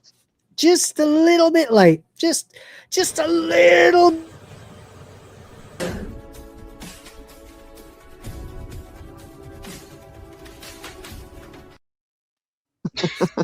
Cat's already out of the bag, buddy. The horse is bolted. It's too late. It's already everywhere. Everyone has AI. Everyone can use AI if they want to for anything. Yeah. There's no stopping it. It's at some point, probably around about the time that Grok happened, suddenly everybody had access. Yeah, and that's I mean, it's embedded in most things, whether you want it there or not. Yeah. Yeah, I mean, Google has an AI answering you if you ask a question. If you want to, you can click AI mode and continue that conversation. Yep. It's not like it used to be where you had to go type chatgpt.com into a browser or download an app. If you've got X, you've got Grok. If you've got Grok, you've got AI. If you use Google, you've got AI. Yeah. If you have a phone, you've got AI. Yeah, if you run Windows 11, there it is. Yeah. So what exactly are they trying to accomplish here? Are they actually trying to get it so that people will go, I don't use AI as a virtue signal? Oh, yeah. Of course they are. That's exactly what they're doing. You know, this is kind of like that the difference seems to be between happening people based on the who, responses I get. When I drop an AI meme like I did earlier on with the Lara Croft pictures, someone goes, well, you've got no point because you used AI. So right, yes, right. You might have still got a point. This is another AI point. is everywhere now. Yeah. This is another kind of morality virtue signal. Like, you know, I try to eat clean as much as possible. And I would suggest, you know, it's just general good sense. But you know, much in the same way that these people ruin good, you know, decisions that you could make for yourself, they try to turn into moral grandstanding and a way to look down their nose at other people. And so it's like, it's, you know, like, oh well, I'm so much better because, and it's fucking bullshit. It is a virtue signal, exactly that. It says here, this news hasn't gone over super well with the community, though. What community? Oh, on Blue Sky, Lariat is being lambasted by a number of individuals across the game development community. Well, I mean, that's literally all Blue Sky is for. Right. Shameless virtue signaling, sucking up to people with more followers than you, but primarily moaning. Yep. Moaning like a fucking old cow. Oh, I don't like that they used AI. Well, why don't you just use AI as well? I'm not going to do that. That's the easy way out. But it works, and you don't have to use it in any way that actually compromises the art. You can just use it as an idea generation machine. Well, that sounds like it might be okay in this case, but I still don't trust AI. But literally, they probably used AI to build Blue Sky. No, they'd never do that. Fucking hell. Of course they did. I use AI. I use AI to make images, but then when I see AI kind of fucked up on some things, I fix them myself. Like I used AI to make this image. Right. I use elements when I make thumbnails, and prior to AI, I've got a light board back here, right? I use it. Yeah. I use it in conjunction with tracing paper, and sometimes I'll go and I'll trace things, then I'll scan them into a computer, and I'll and I'll make some digital edits, and then I'll print that out, and then I'll draw over the top of it again, and it goes back and forth. You know, is that AI? You know, because I'm not doing every little fucking step, and then some of it's happening in a digital means. Paper is AI confirmed. Right. Yeah. You used the tool to make your job easier. You didn't spin that pencil out of graphite yourself, you fucking shortcut taking bastard. Right. It's exactly what I was saying the other day. Did you chop down the tree for that paper? You know? Right. And if I did chop down the tree, then I'm also, endangering the planet. Yeah. God. Slight tangent, but do you remember when they used to tell us to stop using paper and use more plastic to save the trees? Yeah. And now we're not allowed to use plastic, and they've brought back paper straws, which are wrapped in plastic. Right. Well, what Plastic's was the raining on us on and TV. during that whole escapade, like they got rid of plastic straws and paper wrappers and replaced paper With paper straws and straws and plastic wrappers. You know why? Because they wouldn't survive the journey if they weren't wrapped in plastic. Yeah. No, you can't win with communist logic. It doesn't exist. And everybody knows what I do with AI. Yep. Yeah. Yeah. Yeah. Inspires But, me all the time. Yeah. Anyway, there we go. I doubt we'll see it today. We're at 37%. But there you go. I don't care if they want to use AI. Like at first, it was something that's like slightly concerned me, the idea that they were going to be using it for like. But then that's the thing, right there. You just witnessed it live. They're going to be using it for. Right. I can't think of anything that really bothers me. What if they use it for character models? Well, what if the character models are really good? What if they use it for scenario design? But what if the scenarios are really good? And it's going to be guided by a human. Yeah, they're going, hey, AI, make me a fucking 100-hour-long MMORPG. Okay, Dave. Here it is, Dave. Released it. $100. I control the games industry. Fuck, it doesn't work like that, you naive bitches. Yeah. You still need a guiding hand. I have a friend who is working on an independent game all by himself. There is every possibility that he will have AI assets in there. You know why? Because he's doing it all by himself. I'm doing it all by myself with that fucking slow-ass RPG project that I have time to work on about once a week.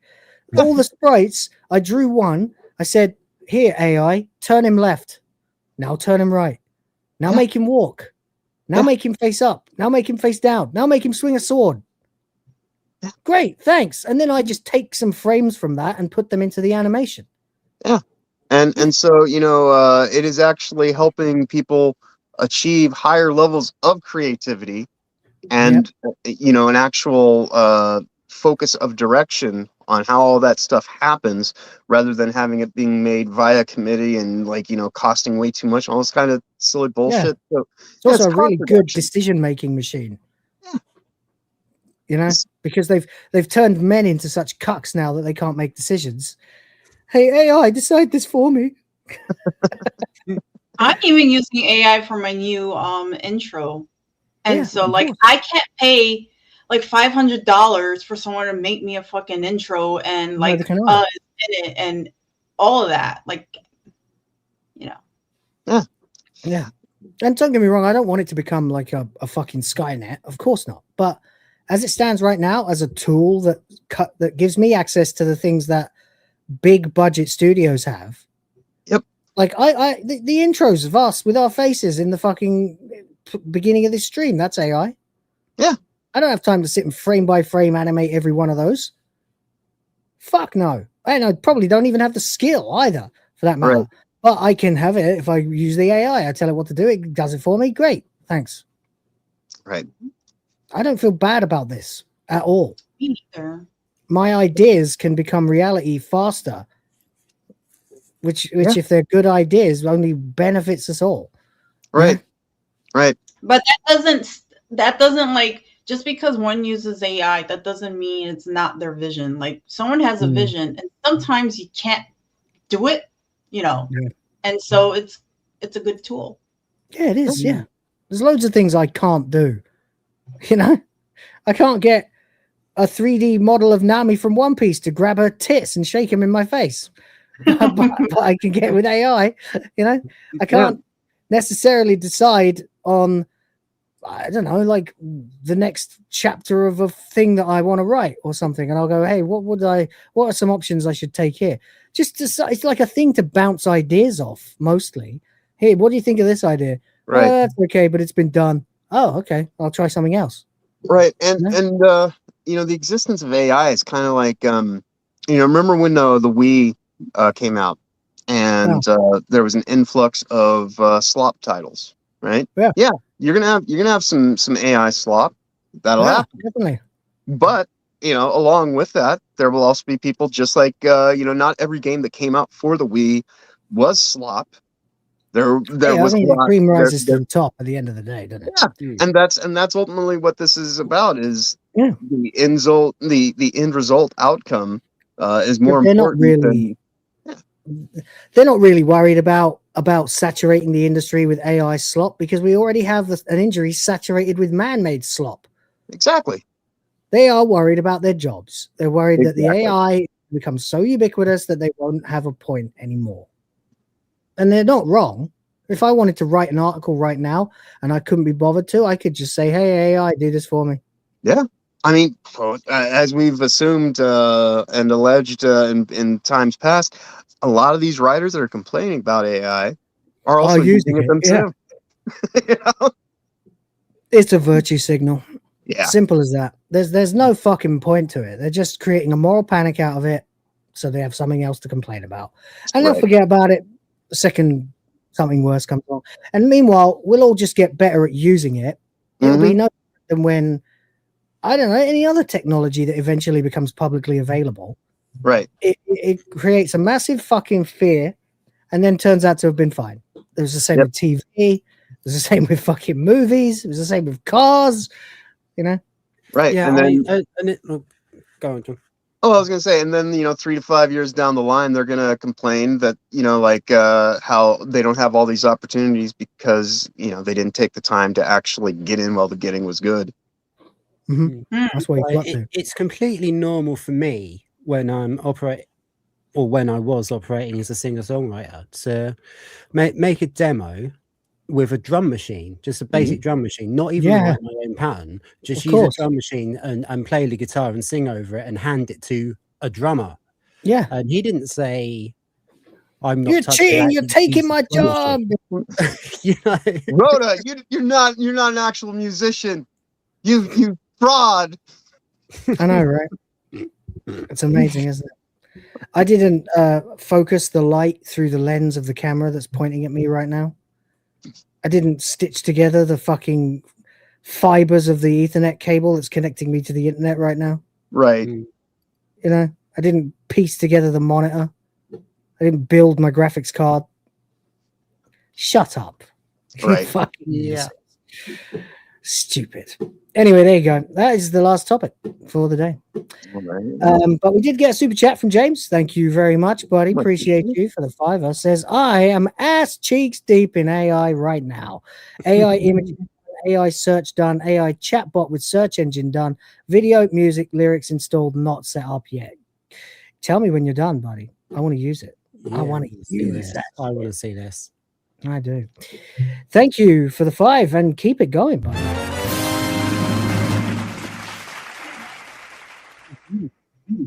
Anyway, that'll do. That's it for the So I suppose outros are in order, even though I know you guys, sorry you weren't around too long, but I do appreciate you coming. Toasty, what's next? I'm streaming tonight at 8 p.m. Eastern, and tomorrow 8 p.m. Eastern, and Sunday 8 p.m. Eastern. I'm in Rumble. Try not to sound too excited about it, but okay, that's cool. We'll check it out, guys. Go check it out. Rhoda, what about you? Firstly, obviously, the trading day is still going, but at the time of my leaving the store, no LaGuardian hadn't sold. Hell yeah. We showed the picture that you sent me, by the way. Oh, cool. Yeah. And it's like, Guardian. What a bloody day. Because I'm doing different hours to normal. It's different. The roads are totally different. And just because it was raining a bit, I was on my way in and everybody was driving 10, 15 miles an hour below the speed limit. And then on my way home, I'm doing the speed limit in standing water, and there's somebody driving so far up my ass, his headlights are shining out of my mouth. I'd just say, either go too fast or go too slowly. Can everybody just make the same mistake so I know how to compensate for it? But anyway, whinging aside, should have a show on Noise Pollution's channel tonight or tomorrow morning for me, so that'll be good fun. I'm hoping to be able to stream for the next several days. Maybe not Saturday because I've got a really long shift and I'll be knackered. But yeah, as I said last time, like until my hours settle down a bit, I can't put out a specific schedule, but I'll be doing what I can when I can. And yeah, you're gonna be playing Expedition 33? Huh? You're gonna be playing Expedition 33? Oh yeah, yeah. Cool. Yeah, gonna be tossing and turning between Tomb Raider, Expedition 33, and apparently I put out a poll, and the playthroughs that I've not been paying any attention to lately, the one that's most missed is Final Fantasy 7, so Mario's going to take a backseat for a little while. Right. That'll be really good. But yeah, sorry I couldn't get here any earlier, but thanks to everyone who has been here, everyone who's donated, etc. Yeah, be good, and if you can't be good, be careful. Indeed. Lovely. Yeah. No, Rhoda, the only thing I wonder, have you seen all the 4 episodes of West Side Story? I have not. Oh, you're lucky. Don't worry about it. Don't worry about it, because watch now. They will catch you up with everything for the final episode next week. I was going to say, in fact, I'm glad that you haven't, because had you watched it and then not been able to be here today, that really would have been a travesty. So don't go back now. You know, just watch Will's thing that's coming out in just a little bit, or it might actually already be out. But it is. Yeah. For myself, I'm probably gonna do some investigation on the current state of the Steam Deck. Might open it up and blow it out and make sure that like the fans not fucked up. I'm gonna be totally honest with you. This is sounding really gay. Indeed. But yeah, I'm gonna try to like make sure everything's working to the best of my ability. Otherwise, I will be with Toasty this evening at 8 p.m. Eastern. Of course, you can always find me there throughout the week, Sundays, Tuesdays, Thursdays, and Fridays. And of course, be back here for Sunday, WTF Live for another rousing review of Time and Red Dwarf in Space. Where we're going to be covering the final bit of the opening 3-part, and then we'll be moving on to Cassandra, which I did watch last night, which is great. And I'll be watching that again a few more times before we get to that on Sunday. And in between now and then, also Saturday, I'll be doing an episode Week in Culture at 11 a.m. Eastern on Honey Badger Arcades channel, and then at 2 p.m. We'll be doing some stuff over on Heavenly Jesters channel for the Jesters Act. We'll be going over our predictions that we did over there, which I think are probably different than the predictions that I made here. So I guess I'll know when I actually look at them again and compare and see how well I did twice, or maybe my cynicism fucked me over in 2 different predictions. Other than that, though, it's been a very interesting day in terms of technical issues and people not being able to show up for one reason or another and having to go back and forth and all this kind of stuff. So thank you everybody in the chat for putting up with all the ups and downs of the antics of technology and scheduling. Greatly appreciate all of you. But of course, everybody here, I always enjoy streaming with as well. But with that said, obviously, y'all have a wonderful week going forward. Of course, safe travels ahead, and be awesome as always. So. Yeah, thank you, everybody. Sorry, I forgot how to talk there. I'm pretty tired.